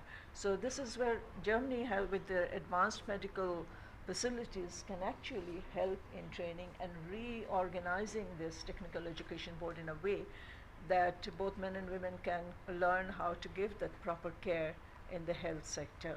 This, after the pandemic especially, it has become very clear that we need a much improved medical service in terms of diagnostics, and that Germany excels in, and the European Union as a whole excels in. So this is an area where a big cooperation come other than the general education. Thank you. And, just to add one more thing, I still believe, like the paper read out this morning said, higher education is not for everybody, and that recognition must come in this country. Thank you, Ambassador. Thank you. Mr. Fayaz, as we see from the keynote, that Bangladesh relationship with Germany and the EU is steadily becoming one of investment and trade. Bangladesh is also one of the major recipients of official development assistance from Germany and the EU. Do you believe Bangladesh can form even stronger strategic ties with Germany and the EU in the future? Yes, I mean, the short answer is definitely yes. Sorry. It's on. Okay. Yeah. Short answer is definitely yes. I mean, that's what we are aiming at. I mean, we have seen that the EU and Germany, they have entered into strategic engagements with other comparable countries. I see my friend here from the Pakistan High Commission. He can bear me out. I mean, with Pakistan also, the EU has some sorts of strategic engagements till very recent times. And again, those are models that we are closely looking at. And if you have heard the paper this morning, you would have noted that Bangladesh is actually reaching out to European countries for strategic conversations that includes defense procurement as well. It's perhaps not even an open secret. It's kind of a public information that with Germany, from Germany, for example, we recently procured a good number of training aircrafts, for example, which are kind of good beginnings. And the German ambassador has left. We have recently seen that they have approached us to designate deputy defense attaché, a resident deputy defense attaché in Bangladesh, which is also perhaps another starting point to further deepen our strategic engagements that would encompass defense cooperation. So this is something that is in tandem with our own Forces Goal 2030, which kind of puts thrust on further modernizing our forces. It doesn't necessarily mean that we would be increasing the number of our forces, but if we are looking at enhancing the technological prowess of our forces, then of course Europe is a logical choice, as many of our fellow panelists have mentioned. I would also like to add here some of the other aspects that we are trying to pursue. Knowledge partnership is also something that is an evolving conversation with the European Union. You would have heard the Honorable Prime Minister saying these days that after agricultural research, she would like to put a lot of emphasis on medical research, for example. And this is an area where we are trying to reach out to European countries and trying to see how we can further broaden our cooperation. And secondly, skills partnership. The issue of migration has been mentioned. We do have certain outstanding concerns vis-a-vis the EU, but at the same time what we are asking for is to create more legal pathways for our nationals to go to Europe. You may have recently seen that for the first time we have concluded an MOU with Greece, one of the EU member states, on labor recruitment. These are kind of skills partnership that we would like to pursue in the coming days and take it forward. These are also things that are happening with countries like Italy, Romania, Croatia to some extent, and there is no reason why we cannot expand that further. And on the cultural issues, definitely, again, I'm happy to say that just 2 weeks back, we signed an MOU with Greece, for example, on cultural cooperation, and with individual EU member states with the 50 years celebrations. There are concrete initiatives which are being foreseen to enhance our engagements in those sectors as well, and that's where we would definitely look forward to support from colleagues from the cultural scene very much so. Thank you. And Mr. Fayaz, the European countries and the West are working together to solve the Ukraine crisis, which has been going on for months now. So what do you think Bangladesh can offer to de-escalate the situation? Is there any role we can play? That's a good question for me. As Ambassador Whiteley said, I mean, our diplomacy has been always peace-centric. I mean, we have been an important actor in the international conversation on peace and security. And like most other countries, we do believe that the solution does not lie in armed conflicts. There should be immediate cessation of hostilities. The UN Charter must be upheld, territorial integrity and sovereignty must be preserved, and any such issues should be solved through dialogues and negotiations. And in this context, again, what Ambassador Hussain has been referring to in terms of our relations with our neighbors, you would have seen that we have practiced that ourselves, that despite occasional provocations, we have always tried to follow the path of restraint and tried to pursue, even at the cost of time and perseverance, we have tried to pursue diplomacy and dialogue. And that is what we would, of course, continue to propagate and advocate in the international context, that any such crisis should be solved through diplomacy and dialogue. And if there is a scope for Bangladesh to contribute, we would definitely take that into active consideration. Already there has been some discussions on possible humanitarian assistance, sending some possible humanitarian assistance, and here I look to Mr. Muqtadir, who have always been very supportive of the Foreign Office's initiatives on these issues in terms of providing medical support or pharmaceuticals and so forth. And these are options that we are definitely keeping open. And in that spirit, you may have also noticed that just this week, we had supported the UN resolution that talks about the humanitarian consequences of this crisis. These are also principled issues for Bangladesh, and these are also different ways that we believe that we can also contribute to the conversations that are happening around this crisis. Thank you. Thank you so much. So Mr. Abdul Muqtadir, your unfinished thoughts. And let me add one thing, just one. What roles BGCCI plays to improve the bilateral relations between Bangladesh and Germany? Thank you, Zillur. We are promoting from BGCCI the business that not only the Germans are investing in Bangladesh. We try to make German businesses easy in Bangladesh, provide information so that German business people can come and invest. And during our last conversation, we also thought that Germany also provides good opportunity for Bangladeshi businesses to go and invest there. So this is a new chapter that is just opening up.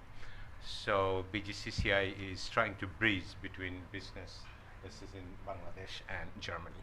Now, there are several other things that I wanted to say because Honorable Ambassador of EU is here, and they are also emphasizing on climate change.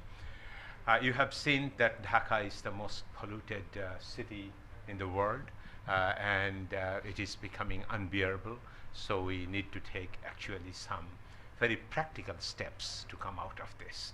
And this is probably the right time that EU, since they have come forward, they have allocated funds, and they are very sincere in their effort and initiative, they can actually make a very, very practical change in future if they take few steps. We have found out there are two reasons why Dhaka city and Bangladesh is highly polluted because of the unburned carbon particles in the air. And the major reasons for these, of course, vehicles and also brick kilns. So in both the areas, Germany and the EU can make a visible difference within the shortest possible time. I would request that if you go to everywhere in Bangladesh, you will see very fragile three-wheeler on batteries. These are actually made components from China, and they last only few months. So the time has come actually to put something here in Bangladesh, establish some utility vehicle manufacturing facilities, and this would not take very big investments. But we need technical help so that the individual wheel propelling engines can be actually made in Bangladesh, and those utility vehicles can be made in Bangladesh in millions. And this is possible, and this is an extremely profitable business proposition. I would ask His Excellency the Ambassador of EU to consider this as actually giving some relief to the environment. And Mr. Mukhtazi, just No, just another two things. I just put another on the brick kiln. They are burning coals all around Dhaka city, and Germany has a solution to this. And actually, I will urge the authorities here to set a timeline that by this timeline we can actually improve the situation of Bangladesh. It is possible within 2 years, to tell you very frankly. So then Bangladesh would be immensely grateful to EU and Germany if you could actually make this change. Yes. And but I would like to, as you are leading in the pharmaceutical industry here in Bangladesh, I would like to know your observation on the pharmaceutical industry's present relation and future prospects with the European countries, especially with Germany. Thank you. Although this is a new unfolding chapter, people do not know about this. We have started exporting our medicines to Europe, and days are not too far away when European generic medicine would be mostly supplied from this subcontinent. It is now coming to the Europe, going from India and China, and probably within a shortest possible time we'll also have almost similar percentage of market share, if not more, and within 5 years' time this is going to be completely revolutionized, and we will be selling most of the regular drugs that are consumed in Europe made in Bangladesh. And these are high-tech stuff, but we will be highly competitive, and I have personally started an initiative in Germany, and we have already registered 2 very widely used medicines, one for asthma, one for gastrics. So these 2 widely medicines should be sold in Germany, and then it's going to be as many as 20 or 30, 40, hundreds of them. So there the value addition is probably not as high. Then the real value addition comes from biotech. If you look into the recent introduction of new biotech molecules, you will see that majority of them coming from either Germany or either USA or from England. Germany is also extremely good in biotech, but biotech requires tremendous amount of actual labor, hands-on labor into the labs in order to bring a molecule to the market. Bangladesh can provide you those manpower, and we need this strong collaboration in biological research, both in finding out new monoclonal antibodies and diagnostics. So there, a strong collaboration between German new companies. These are not old big companies, no. There are many new initiatives in biotech and diagnostics. Bangladesh can offer you many, many scientists, which is required on the bench to work for continuously for years together in order to come out with a new drug. So this is a new collaboration that requires to be established so that Germany and EU can become equally effective, bringing out new effective medicines compared to United States. So this is possible with the help of Thank you, Mr. Muqtadir. Rubaiyat, as a filmmaker and an interdisciplinary researcher, you had an opportunity to experience different cultures around the world. We found like to hear the similarities and dissimilarities you found between the Bangladesh and Germany and the European culture throughout your journey. Well, I think in my line of work, we always look for a lot of universality. We see that people are actually very similar, no matter where you go. But having said that, there are definitely different approaches, like how Ambassador Rasim was talking about how gender is perceived in the EU countries. I have had opportunity to work in France, Denmark, Germany, and I have seen how education or gender roles are perceived from a very young age. And it is, yes, it is important that in the gender gap index, Bangladesh is our, you know, our ranking has progressed, and we see many of these markers. But what I really think about, having spent time in other parts of the world also, is how we have many cultural notions that really hold us back when it comes to women and how women are perceived in society and what kind of roles are assigned to women. So I think that's where I really see big differences in how gender is perceived. Having said that, you know, there are many gender issues all around the world, and every country is trying to battle it in its own way. And I think Bangladesh is doing a very, very good job, but we have age-old traditions and culture and religion that we have to factor in. Another thing is, if I talk more specifically about film, in filmmaking, there are actually not many women anywhere in the world, not even in Europe. I've been in this industry for 12 years. I'm yet to meet really strong women German producers or French producers. There are, and actually I was part of Berlinale co-production market this year, and I had meetings with some young women who are producers and setting up their companies. So I think it's a global phenomena that there a big gender balance in this field of filmmaking, which I think is problematic, because then the type of stories and the type of images that we put out there are actually created by only one demography. So it's not a diverse image or pool of stories that we get to watch. We started this initiative for young Bangladeshi women, and we're taking them through mentorship in filmmaking, and we're partnering with Goethe Institute, who will help us distribute this film all around Bangladesh. So, you know, these are ways where we can partner and we can support each other. And I think when I look at the differences, yes, I see that in terms of how women are treated, it's different, but it's also very, very much similar. When I show my films in Germany or France, and women come up to me and be like, yeah, I have the same struggle. And Rubati, in your movies, you were trying to bring the realities, the barriers that the women are facing in this country. What inspires you most to fight the social stigmas? Do you find any barriers in your work?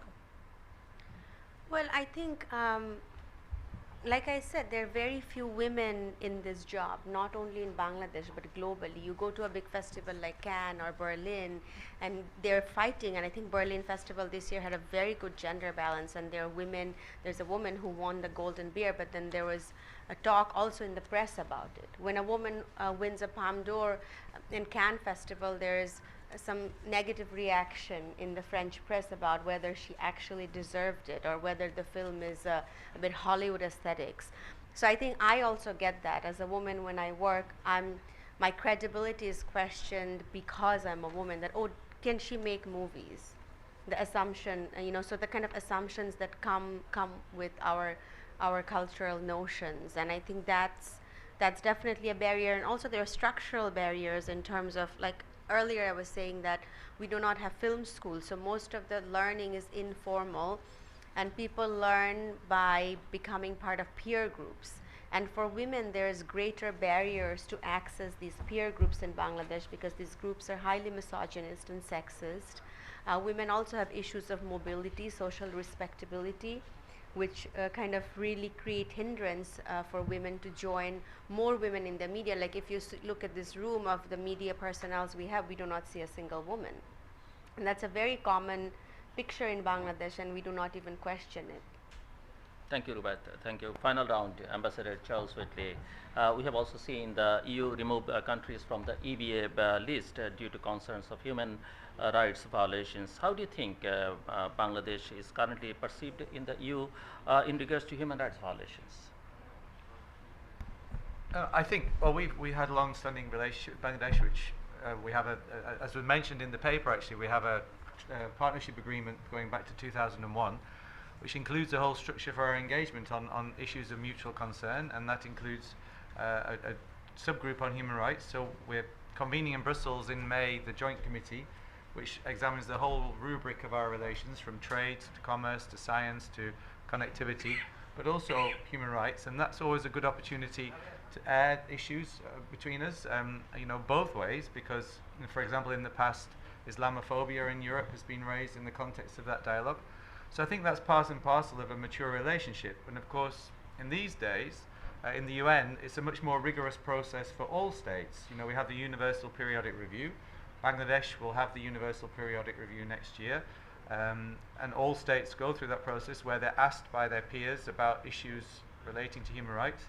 And often that's rooted in the human rights obligations that a state has accepted itself. And Bangladesh, as I mentioned, has ratified all 32 conventions on human rights, environmental, labour rights standards that govern the GSP plus area. So there is this nexus between trade and human rights. Some countries, of course, which commit grievous violations of human rights, crimes against humanity, that sort of thing, then naturally the European Union and others will re-examine their entire relationship with that country, and including the preferences that are given. But that's not the context at all in Bangladesh. We have a different context where we have a mature partnership. We engage on these issues. We work hard to address them together. And we had just an example of that last week with the visit of our colleagues from Brussels who are here to discuss the implementation of the National Action Plan on the labour sector, which has quite an extensive list of agreed measures that will improve further the safety and other standards in the industry here, that will help boost exports and help ensure that the trading relationship continues in a very good way. So that's how we operate with Bangladesh in this area. Thank you. Thank you. Ambassador Nasim Firdaus, the ongoing tragedy in Ukraine has resulted in the EU stepping up and providing relief for the millions of refugees feeling the effects of war. Do you believe such an initiative in humanitarian efforts can also be possible for the million plus Rohingya refugees currently taking shelter in Bangladesh?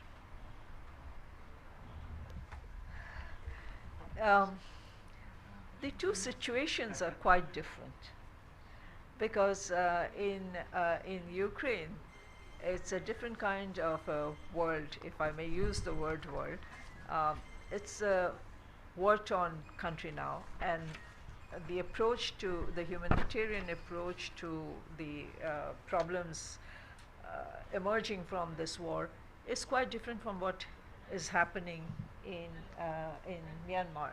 Myanmar, the Rohingya problem is a very focused one on one particular community, and therefore the approach should be quite different in terms of taking in refugees and providing them the support that they require. In Ukraine, the Ukrainians will be able to will find homes in different parts of Europe. In terms of Rohingyas, they will not find any other home than Bangladesh, where they are now. So the approach has to be quite different. And we understand that Germany has taken this initiative to help Bangladesh in moving, if I'm not wrong, in moving the Rohingyas to Bhashanchar. That was a big step for Germany to encourage others to accept that. But this can be only a temporary solution. Rohingyas will have to get back to Myanmar, and that humanitarian approach will have to be different. In terms of Ukraine, I don't see the whole population going back to Ukraine anytime soon, because the country is completely destroyed. And the opportunity for them to not only return to their homeland, but return to their work is going to be quite impossible for them, as we had experienced, not as badly as Ukraine has suffered, but it will be quite different. So the approaches have to be quite different too. Thank you.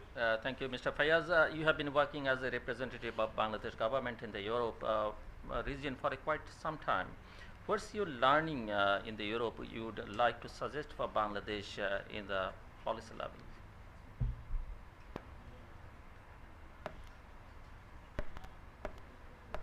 It's on, yeah. On. This is the round for difficult questions. I mean, it's A simple answer would be that to realize our aspirations. I think Ambassador Hussain talked about the good things that are enshrined in our constitution. And of course, he also mentioned that there still is a gap between what's written in the constitution and what we see on the ground. And what we are trying as a society, as a nation, is to progressively move towards realizing those commitments, those obligations that we had taken as a nation at our genesis. And that's where we see that we have similar values that we share with Europe. I mean, the whole notion of democracy, human rights, governance, labor reform, all these conversations that we are continuously having with Europe and the Western countries, the value systems are very much similar that we wanted to emulate. So we would rely and count on Europe as a trusted ally, and in that process to also understand the practical difficulties and challenges and constraints that we have. We cannot resolve all the issues at one go, but as long as the societal thrust remains in a forward direction, as long as we know where we want to reach, there is no reason why we should not be able to replicate what we have, what we currently see in many European countries in the context of Bangladesh. And I would end by again referring back to what our father of the nation had said. I mean, he wanted to create a Switzerland of the East in Bangladesh. And starting with our strategic neutrality to the kind of social justice that he had envisaged, I'm sure that we would be able to move towards realizing those objectives. Thank you. Thank you, Mr. Abdul Muqtadir. We know that the EU removes countries from the Everything But Arms EBA preferential trade initiative after the graduation from least developed countries LDC status. What are the possible ramifications of the upcoming LDC graduation for Bangladesh in terms of receiving EBA from the EU? Could such preferential trade agreements be negotiated from the side of Bangladesh?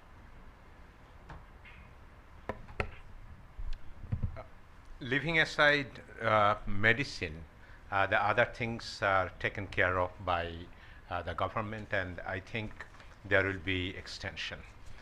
But on drugs and medicines, I must say that extension is probably not going to be given to us.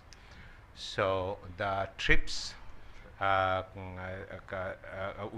according to the TRIPS agreement, that we are able to copy patented medicine, probably will not continue beyond 2026. This is a hard reality that we must swallow and then prepare for it.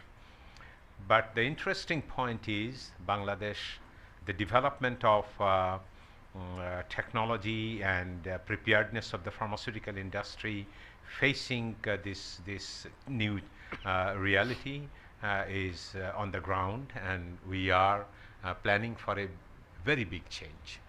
And within, I guess, 3 to 4 years' time, we'd be able to manufacture most of the API that we are currently producing. And we'd also be able to make vaccines and biologics that will be allowed until 2026. So even if the patent regime is being implemented, or patent regime comes in Bangladesh and we have to pay royalty to patented products, that is not going to impact the public health situation and the availability of the medicines at a lower prices, because all the medicines that are patented are not going to be used instantaneously. So actually there is a natural process by which we'll continue to enjoy this kind of lower prices of the drugs for, let's say, another 5 or 6 years of time. So until, let's say, 2032, 33, the situation will remain almost next 10, 11 years would remain actually the same as it is now. After 2032, 33, I guess the economic situation of the people would be such that they would be able to pay higher prices for the patented drugs. And then there is a whole lot of other issues, how to finance public health, how to finance medicine, how to finance health, insurance, other things will come into this particular place. It is extremely complicated and probably requires a different discussion. But what I would like to emphasize on, that the Bangladesh drug industry in the meantime is changing so much that it's not only, it is now catering like say 98% of the local demand, but it will become a major export earning for Bangladesh. And that requires tremendous amount of collaboration between Europe and Bangladesh. Especially, they look into the lenses of, in this particular way. Please correct me if I am wrong, that let's say Bangladesh and India, if they look into this, they will say that India is 8 times higher, bigger, or 10 times bigger than Bangladesh. But actually in drug industry, it is not. I give you a comparison. If any country is looking at Bangladesh garment industry with India, if they say that Bangladesh garment industry is 1/10 of India, that's not true. I mean, the combined export of India and Pakistan in garments is probably lower than Bangladesh. So you have to look into Bangladesh pharma industry with that particular view, with that particular lens, so that you start actually collaborating with us. Anything that we are going to do now is becoming very difficult, and it all comes via other countries to Bangladesh, which must change. And this attitude, I think we have started this dialogue with Europe and also Germany, that you need to establish offices here, because Bangladesh is a much bigger market than what you anticipate. So I think they are noticing it, and we are very vocal on this particular issue, very vocal, and we are very annoyed and dissatisfied the way we are treated on this particular matter, because they do not identify the potential of Bangladesh in pharmaceutical market. It's going to be radically changed within the next 3 years' time. Thank you, very impressive. Ms. Rubaiyat, both Bangladesh and Germany are rich in culture and history. How do you feel it would be possible to increase cultural exchange between these two nations? I think it's actually happening a little bit already, and we can enhance that more. I have seen in the past years, I have seen different initiatives taken by the German Cultural Center and the German Embassy, where they try to engage with artists and filmmakers in different projects. And one such very important project is a project about young women's voices. And young women that are creating exhibitions not only in Dhaka but all around Bangladesh. So I think initiatives like that are very valuable, but I feel that the space is very limited for such collaboration, and we can definitely expand on that. And like I was saying, in terms of film, we do not have proper labs, and there was a time when Bangladeshi filmmakers would go to India and go to other countries to do co-productions, but why not doing co-production with European Union countries? Because now in Netflix you're creating content from all over the world, so I do see a lot of possibilities for foreign crew coming to Bangladesh for filming, or Bangladeshi crew going to Germany and using the diaspora that we have within the European Union countries and to tap into them as an audience. But like I said, we do not have proper policies. When we have to, like for example, I said I had co-production with European Union, and I brought my equipments from France and from Germany, and the kind of bureaucratic hassles that we have to go through in order to obtain permissions and things like that. It's like a road not traveled. Mr. Faiz is there. I'll talk to him after this.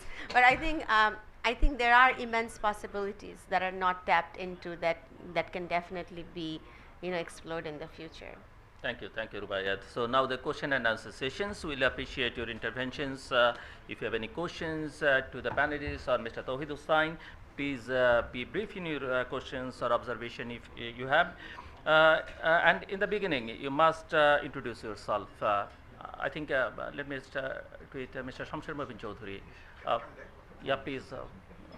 Mr. Shamsher Mobin Chaudhuri, he is the former ambassador of Bangladesh to Germany, and is the former Foreign Secretary of Bangladesh. Shamsher Mobin Chaudhary Bir Bikram. There are microphones actually. You can take. Thank you so much. Please be brief. I know. Yeah.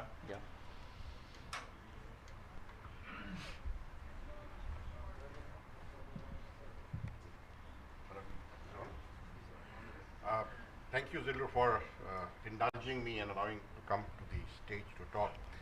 The reason why I sought this treatment from the host was perhaps I was, as Naseem had mentioned, one of the first Bangladeshis to have actually landed on German soil within few weeks of our liberation.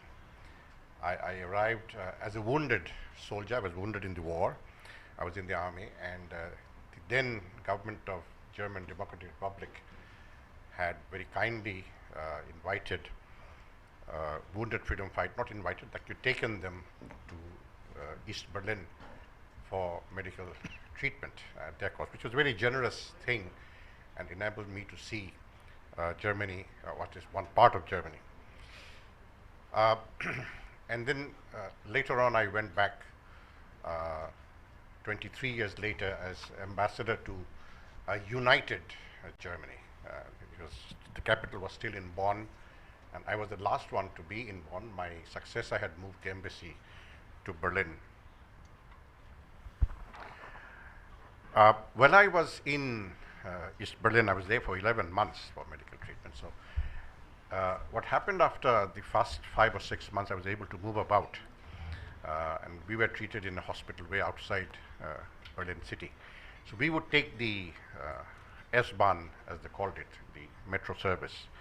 So every time the metro train neared the famous or the infamous Berlin Wall, the train would pick up speed for that few minutes till it crossed the section of the wall.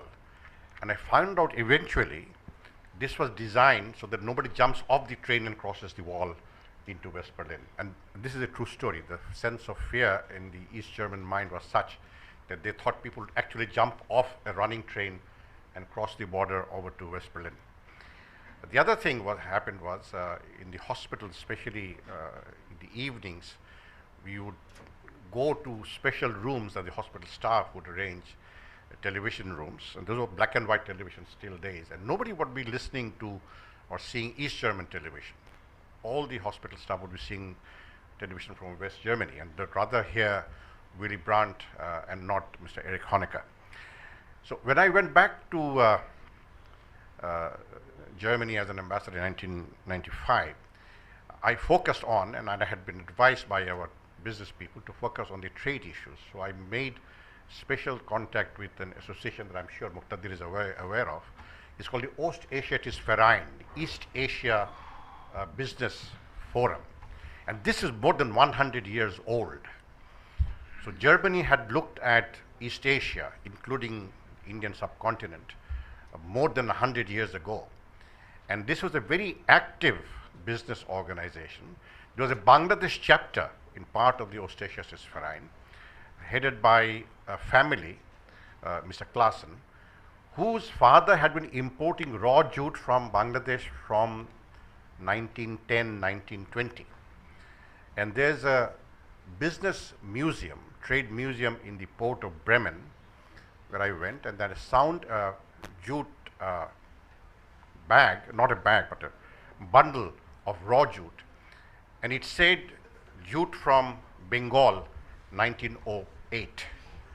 So it is that far back that trade relations between Bangladesh and or the Germany and Asia had existed. And the same was the case between Germany and China. If you go to a city called in the province of in the north, there's a German city. It's like a German city. The architecture is very German. And the Qingdao beer of China and the Beck's beer of Germany has had a joint venture cooperation from 1900. So Germany had always looked at the possibility of trade and commercial relationship way back the beginning of the 19th century. Now, what happened was, make it short, please. just one, and what happened was that the civil society in Germany Friedrich-Ebert-Stiftung, the Friedrich-Ebert-Stiftung, the Adaptation Foundation, been very, very active in promoting Bangladesh-German relationship. And that really helped us in many ways to reaching out to different policy makers in Germany. It's a very open country. So the advantage of fomenting close relationship with Germany in a multifaceted way is immense and almost endless. Now, Fayaz, of course, has a very challenging task 3 days from now. He's going to be one of the speakers at the BISS on European Union Indo-Pacific. So I don't know how much he can hedge his bets on that occasion. He's trying to be very careful today. But this is an area where I think we should look, because I think relationship between Bangladesh and European Union and Bangladesh and European Union member states, especially Germany, should now move beyond the bilateral frame and really look out into the larger Asia-Pacific scenario. Bangladesh has reached a stage where we can be a player of consequence in the larger, and Ukraine, of course, has made things very, very different for everyone. Germany is going to rearm itself. It has been announced already. Japan is going to rearm itself. And then that puts a country like Bangladesh into much more serious dialogue with European Union as a group, and Germany even more so, because I think we will have a very, very great role to play. Of course, Mr. Muqtadi talked about pharmaceutical products, but one of the major German companies, leather company called Picard, they produce all their products in Bangladesh. And this investment happened when I was ambassador in Germany. So it's a multifaceted range of cooperation that we can do. And events like this, what CGS has organized, should be more of a regular feature between the civil society stakeholders in Bangladesh and Germany and the media connection. Special word to Rubaiyat. I think we should look at possibly dubbing well-known Bangla films into German languages or other European Union languages, where Germany and other Europe are very, very important film goers. They really like to do that. Just last word, and Nasim's uncle and also my uncle did his PhD at Humboldt University in the 1930s, Syed Mustafa Ali, and I'm sure many of you have heard his name, Syed Mustafa Ali. He did a master's in Humboldt University and his PhD at Bonn University. So our relations go back much, much further than that. Thank you, Zilur, once again. Thank you so much. Thank you. Actually, we don't have that much time to give you enough time to talk. But there are many hands, I'm saying. Let's start with a lady. Huh? And the golden girl. Please. Introduce yourself and please be brief, huh? Yeah. Very brief. Thank you, Zilur. Shona jaচ্ছে? Yeah. My name is Nazma Akhtar. I'm the labor activist in Bangladesh. My question to Ambassador Charles, because শোনা যাচ্ছে না? Yeah, we can hear you. না লাগে। আচ্ছা। So your question. Yeah, thank you. To Ambassador. Yeah. We'll answer later. Charles, let me thank take you, the keynote speaker, because he mentioned the two things. One of the education, another is the supply chain. So my question is the supply chain, because the Ambassador Charles, because you know I'm the week before I met the European delegates in Bangladesh, and also I'm working with the German and different other country partnership with the European Union's countries. And I'm representing mostly in the garment sector, and where the young and women's girls are working. And as the keynote speaker mentioning about the supply chain, and you know the exploitation, it is only in Bangladesh, or it is also come from the where the orders comes. Because in Bangladesh, most of the workers are cheap labor and young girls. And there is no voice, there is no living voice, there is no freedom of expression, there is no freedom of association. So the 50 years relationship with the German or European Union, but the late 70s, early 80s, the garments industry came to our country due to the cheap labor. So how long it will be the cheap labor? When the women will get the respect and dignity, because the peoples are in Germany, one of the largest production country in Bangladesh. But day by day, declining the price and the women's workers, the nutrition, the education are in the question. After 40 years, women cannot work in the factory, although the law is are required the 40, 60 years women can work. So this, the transparency, accountability from the European market, and how we can change this. Because as long as we are cheap labor, how we can get the respect and dignity. So your supply chain, how make the transparency and how make better and good education. And also we like to how the German education, and I have a lot of partnership in Germany, and I know the people in this room and across the world, and thank you, FES and CGS, and how to make fair price and fair I'll take a few more questions wages. and then I'll go to, come to the panelists. And if you have any question to Mr. Tawhid Hussain, you can ask. Ambassador Sarwar Hussain, please. Okay, thank you very much. I will just make two quick points. Thank you very much that German is a good friend of Bangladesh. We would expect, as a citizen of this country, German would engage more for restoring democracy, rule of law, human rights, strengthening the institutions, especially the election systems.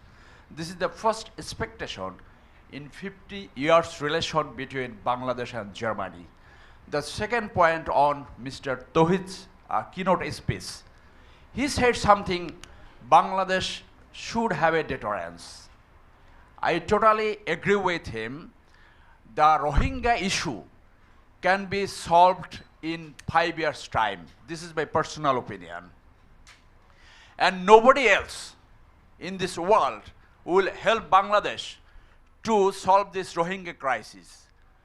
I suggest that Bangladesh must have offensive capability to launch an offensive to establish peace and restore the Rohingyas in their own homeland. Alternatively, Bangladesh can think the nation at arms. They have 4 crore people, we have 18 crore people.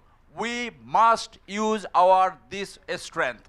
Nobody else, India, China, or European Union, nobody is going to help really to solve this problem other than servicing the lip service. So this is my suggestion in this room. Thank you. There are many armed forces officers, many diplomats, many politicians. Thank you. So this is the real solution of Rohingya issue, and we must think about it. Thank you very much. Please, we are running out of time, so very briefly, Advocate Nurjahan Begum Mukta, former Member of Parliament from ruling party. Thank you. I am Nurjahan Begum Mukta, former Member of Parliament, Bangladesh Awami League, and Advocate, Supreme Court of Bangladesh. Actually, we know Bangladesh and German relationship is built on a very good and solid foundation. Now I have some questions to His Excellency Charles Whiteley. First, are you satisfied with the present trade volume between Dhaka and Berlin? How can it be increased? And number two, Rohingya refugee crisis. After Rohingya refugee crisis, Germany supported Bangladesh politically and financially. Do you think the international community is doing enough to solve the Rohingya crisis? What do you think the solution is to this protected crisis? And I have also another question, last one. A new law has been enacted in Germany. The law will be effective from 2023.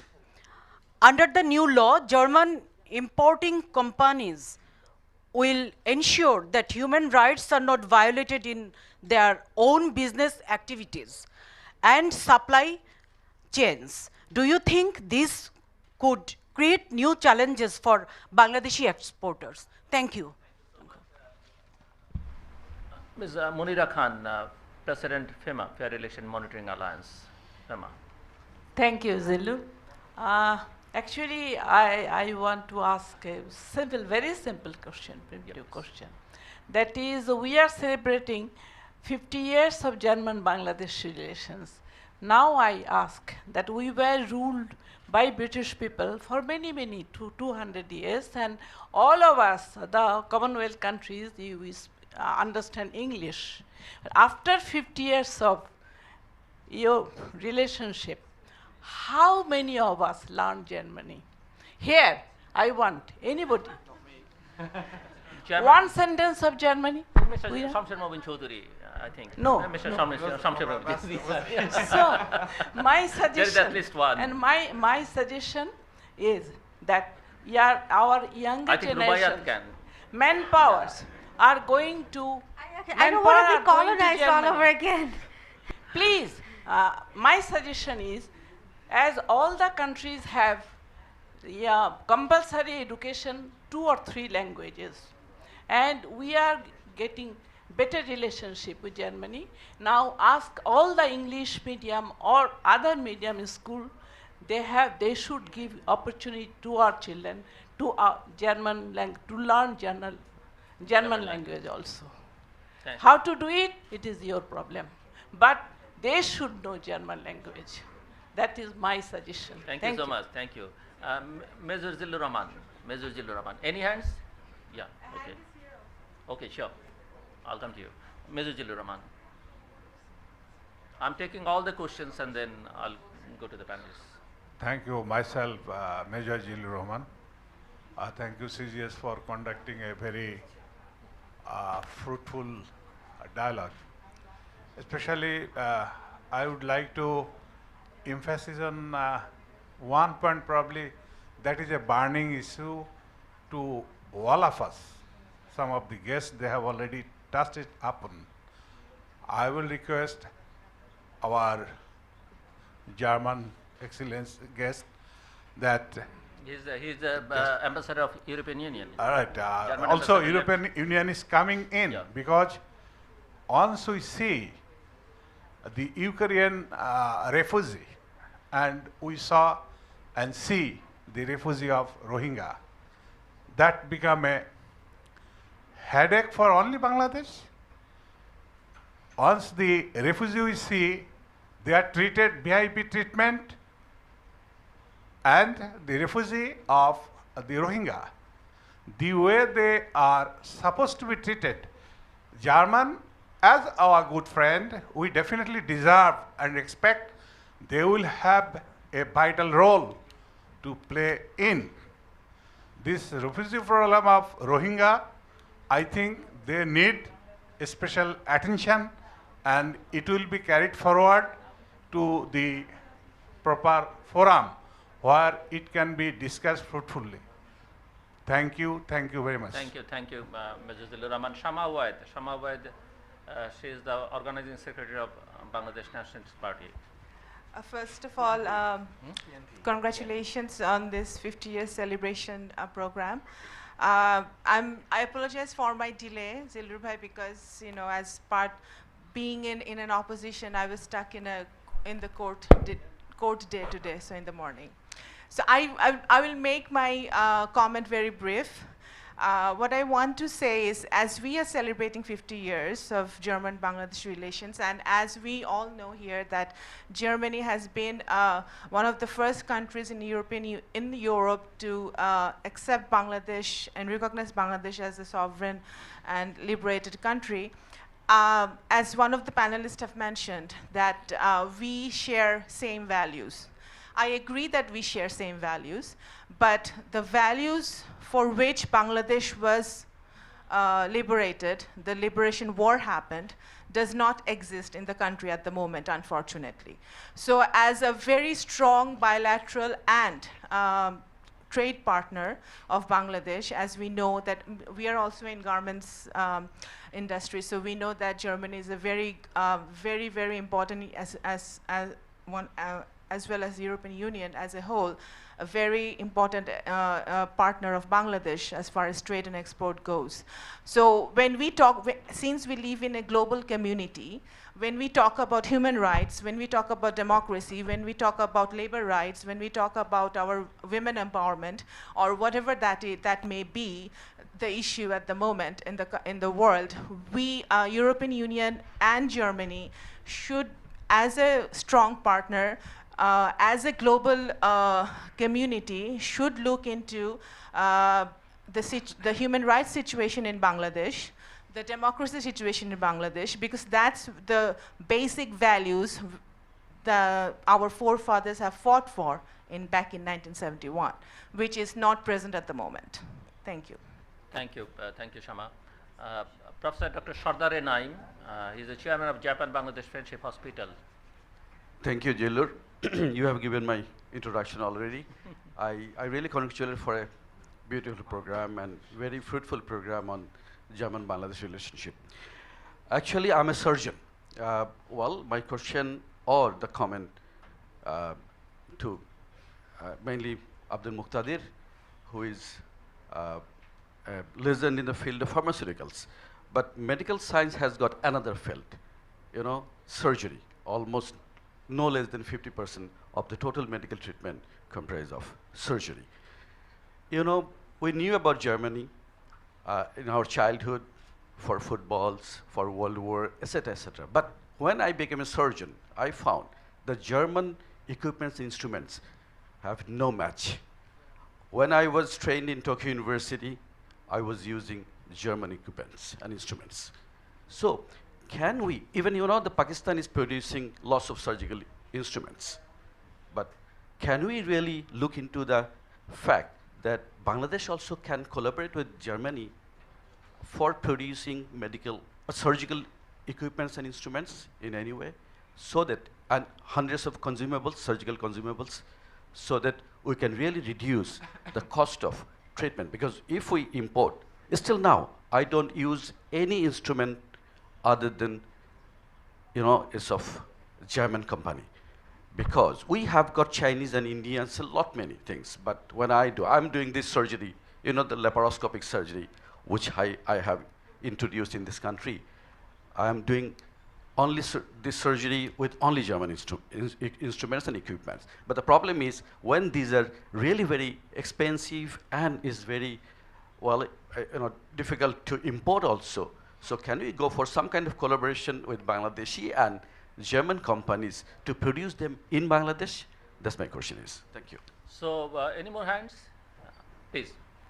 Very briefly, because I have only 6 minutes. Thank you, Honor. General, no. My name is Mohsin. I'm a journalist. I work for Ajke Potrika. My question is for Mr. Muqtadir. You already talked about the trips, and after 2026, you are going to lose the facilities you used to have.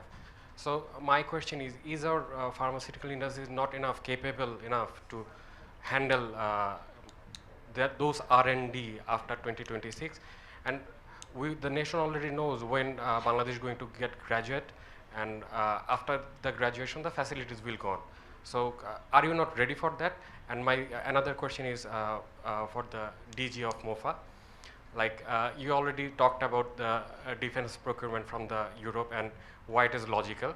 So my question is it only for the value of money? I mean, maybe it may be the value of money, or I mean, reducing the single country dependency in our defense procurement. Thank you.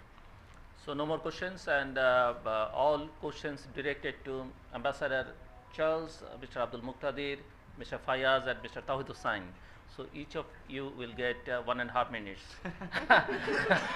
Mr. Fayaz, please. I don't have enough time. Yeah. Sorry. Well, if I have to start, first of all, again, there is a lot of cooperation happening in the education sector. Let me assure you of that. I mean, what we have seen, especially during the COVID period, a great number of Bangladeshi students are applying in Germany, and there is a huge visa backlog, actually, with the German embassy at the moment. Most of our applicants have been doing online courses, but now they are desperate to go to Germany in person, and the German embassy is literally struggling with that. And it has been quite interesting for us to see that the number is much higher from what we see even for North American countries, our traditional destinations. So hopefully these students who are going there, and we hope that they're going for credible institutions. If you are a guardian sending your child to Germany, please make sure that they are going to some well-reputed, credible institution. That's our request. But once these students go there, obviously they will pick up some German, and we would have perhaps more German-speaking people amongst in our midst. Secondly, a lot has been said about technical education. That is a sector that we are continuously talking to Germany about. One practical aspect we have to keep in mind that German technical education has reached a very sophisticated stage or level which cannot be directly replicated in Bangladesh. We have to customize it in our context. I mean, it's one thing to, of course, borrow from their example, but another thing to expect that this would happen here overnight. So we have to prepare the whole ecosystem so that we can gradually aspire to having that kind of a model. But I do not think that there is any denial that technical education is perhaps the future that we need to look at. And lastly, of course, a lot has been said about labor rights, human rights, and those issues. Here, I would not speak as a government functionary, but as an individual private citizen and perhaps as a panelist. We would actually urge our political leaders, and many of you are present here, we would urge you to sit together and resolve these issues amongst yourselves. Let us not invite always the foreigners to intervene and fix our problems. I mean, if we need course correction, that is something that should happen organically from within the society. And we have to see how we can maintain our relations with foreigners, with our foreign partners, on the basis of mutual respect, not in terms of them dictating us how we should run and govern the country. And sorry, I forgot Mohsin's question, which I should have answered. I think you answered it yourself. Of course, it is not healthy to depend on one single source in terms of defense procurement. But as you said, we are particularly looking at European technology, which is something that fits in with our agenda for Forces Goal 2030. Thank you very much. Thank you, Fayyaz. Mr. Taudusin, could you please come to the podium if you want to? But I will be very brief. Please. Don't worry about that. 1.5 minutes. 15 seconds gone. Okay. Is it working? Yes. Fine. Very quickly, I'll start from where Fayyaz stopped. It's the job of the politicians to ensure that, not the job of the foreign countries to do it. Unfortunately, we always have, whoever is in opposition have always invited for the last 30 years, as I have seen, invited the foreigners to come and just regulate the things. This has never happened, will not happen. Please, as you say, that sit together and hear the issue, or if you can start a movement, fine, do that. We have achieved many things through movements. Okay, national war. That doesn't happen for resolving a refugee issue. National war is what is happening in Ukraine now. We are not in that situation that we have to have a national war or national arms. Sorry. In 5 years' time, the Rohingya issue will not be solved. Even if we try, we will not have that military prowess in the next 5 years to defeat Myanmar, mind you, the Chinese support, and rehabilitate them. But I would say that we should, I have been saying this, we should make a 15 years plan, because the issue may not be resolved in 15 years even. Make a 15 years plan so that you are looked upon with a little more respect. I don't think there is anything else. Language, German, fine. Well, people are learning German. My daughter is married to a German boy anyway. So people are learning German, but then let us try to teach them the first foreign language that is already there, which is English. I was speaking about a school in my village which we have established. Just to tell you, give you a small figure, out of 70 students who entered class 6 2 years back, after passing the class 5 exam, 20 could not read Bangla properly.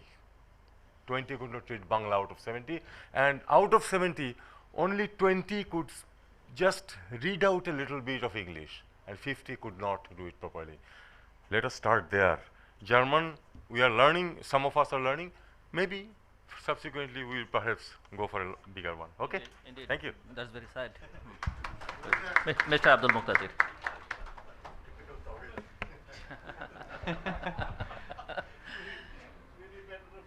Okay, Naim Bhai, we need to look into medical accessories manufacturing.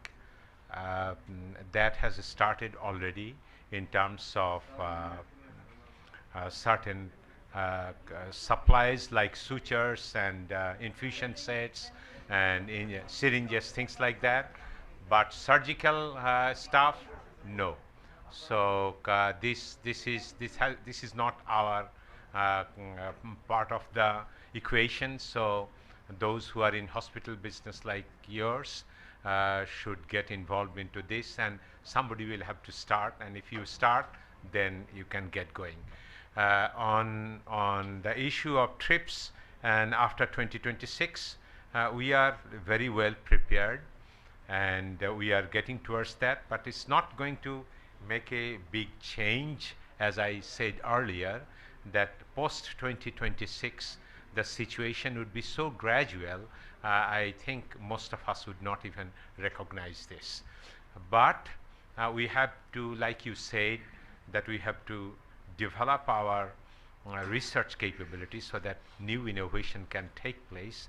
That is too far away, and it requires not only simple research but many other things. An ecosystem whereby you can not only do the research but also have the regulatory system in place, clinical research in place, so that you can bring in a new product. This has been done at a lightning speed in USA, although the product actually is from Germany. So you can see the Pfizer didn't do the innovation. It was BioNTech, a German small company, which did this mRNA vaccine. So I mean, it is not only the research and innovation, but certain other things which is beyond research is the regulatory system and the clinical research and the speed of it. So it's a completely different ball game, and there England and United States can take very big risk. In fact, their legislation is as such that they can give a drug to a person who is going to survive and a placebo to a person who is going to die. So that kind of decision we'll have to take. I think we are quite far away from that kind of realization. So we still have to depend on UK and United States. Even Europe is lagging behind them, and this UK and United States doing a fantastic job in bringing out new innovative medicines. So we'll follow them so that we catch them up very quickly and do the copy of it and then give you the new medicine. Thank you. Thank you, thank you. Ambassador Shufila, did I miss you? Ambassador Mohammad Shufila, do you have any question? No, thank you, thank you. Ambassador Charles Welty. Thank you. If I may, I'll focus on the... General, please. I don't have a serious question. There are proxy wars. I am conveying a proxy question. My grandson is 16 years old. He studies in English. Please introduce yourself. Myself is retired Major General Ibrahim, currently a political worker. Please. I have visited Germany a number of times. Thank you very much, sir. My grandson said, "Where are you going?" I said, "I'm going to a function like this." He said, "Tell them to send us some good football coaches." He's impressed about it. We haven't talked of it. Thank you. Thank you. Ambassador. Well, I hate football, so I'm not going to reply on that one. I'm afraid I'm a very bad European. But I'd like to focus my answer, if I may, on the Rohingya issue that was raised by a couple of speakers in the audience. I think mainly because I get slightly exasperated at being repeatedly asked why isn't the EU doing more to address the Rohingya issue on both sides of the border. If you look at what we're doing in Myanmar, we've suspended our development assistance, we've imposed an arms embargo, we have imposed sanctions on various individuals and the Tatmadaw regime, we have suspended various trading privileges, we haven't suspended humanitarian assistance because we do not want to punish the garment worker women of Myanmar for the sins of their appalling regime. On this side of the fence, we're one of the largest donors consistently to the Rohingya crisis, 70 million euro from EU as EU, and that doesn't count from EU member states per year, in humanitarian and development assistance. And on the international stage, I worked, as DG Fayez will remember very well, together with him in New York on the resolution on Myanmar, which very much pioneered the attempts at the UN level to introduce accountability mechanisms and all the sorts of structures that we want to see to get accountability for the people that committed the crimes against humanity against the Rohingya people. We have had the ICC prosecutor here, as you know, in Dhaka. We have the double IM mechanism coming soon.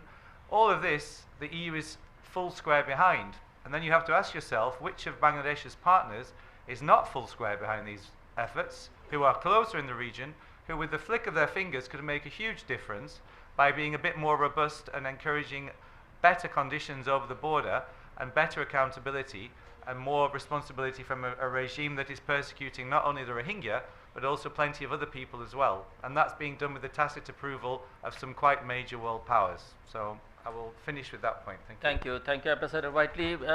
Mr. Abdul Muqtadir, Ambassador Nasim Firdaus, Mr. Fayaz Moshid Kaji, and Ms. Rubaiyat Hussain. Thank you. The global order is changing rapidly, and but we have had a very good relations with Germany and European Union for the last 50 years, and both sides have to continue this. Please, let's applaud our panelists, please, for their contribution today. Thank you all. Ifat, it's over to you.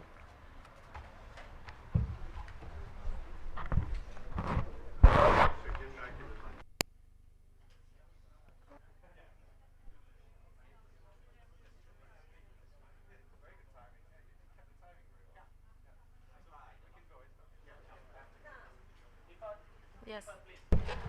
Thank you, everyone. Thank you to the discussants and everyone attending here. Thank you for being so engaging.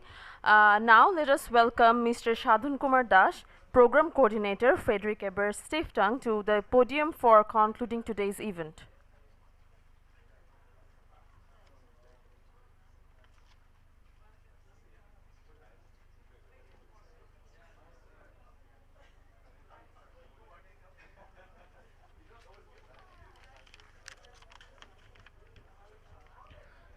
Yeah, ladies and gentlemen, our distinguished guest. Yeah, very good afternoon, and I know this is not the right time to speak because food is already being served at the corner. You please join there. And from outside, we are really grateful to all of you, so distinguished guests, and also like media, friends, and security officials, political leaders. So thank you for your attendance and participation. Thank you.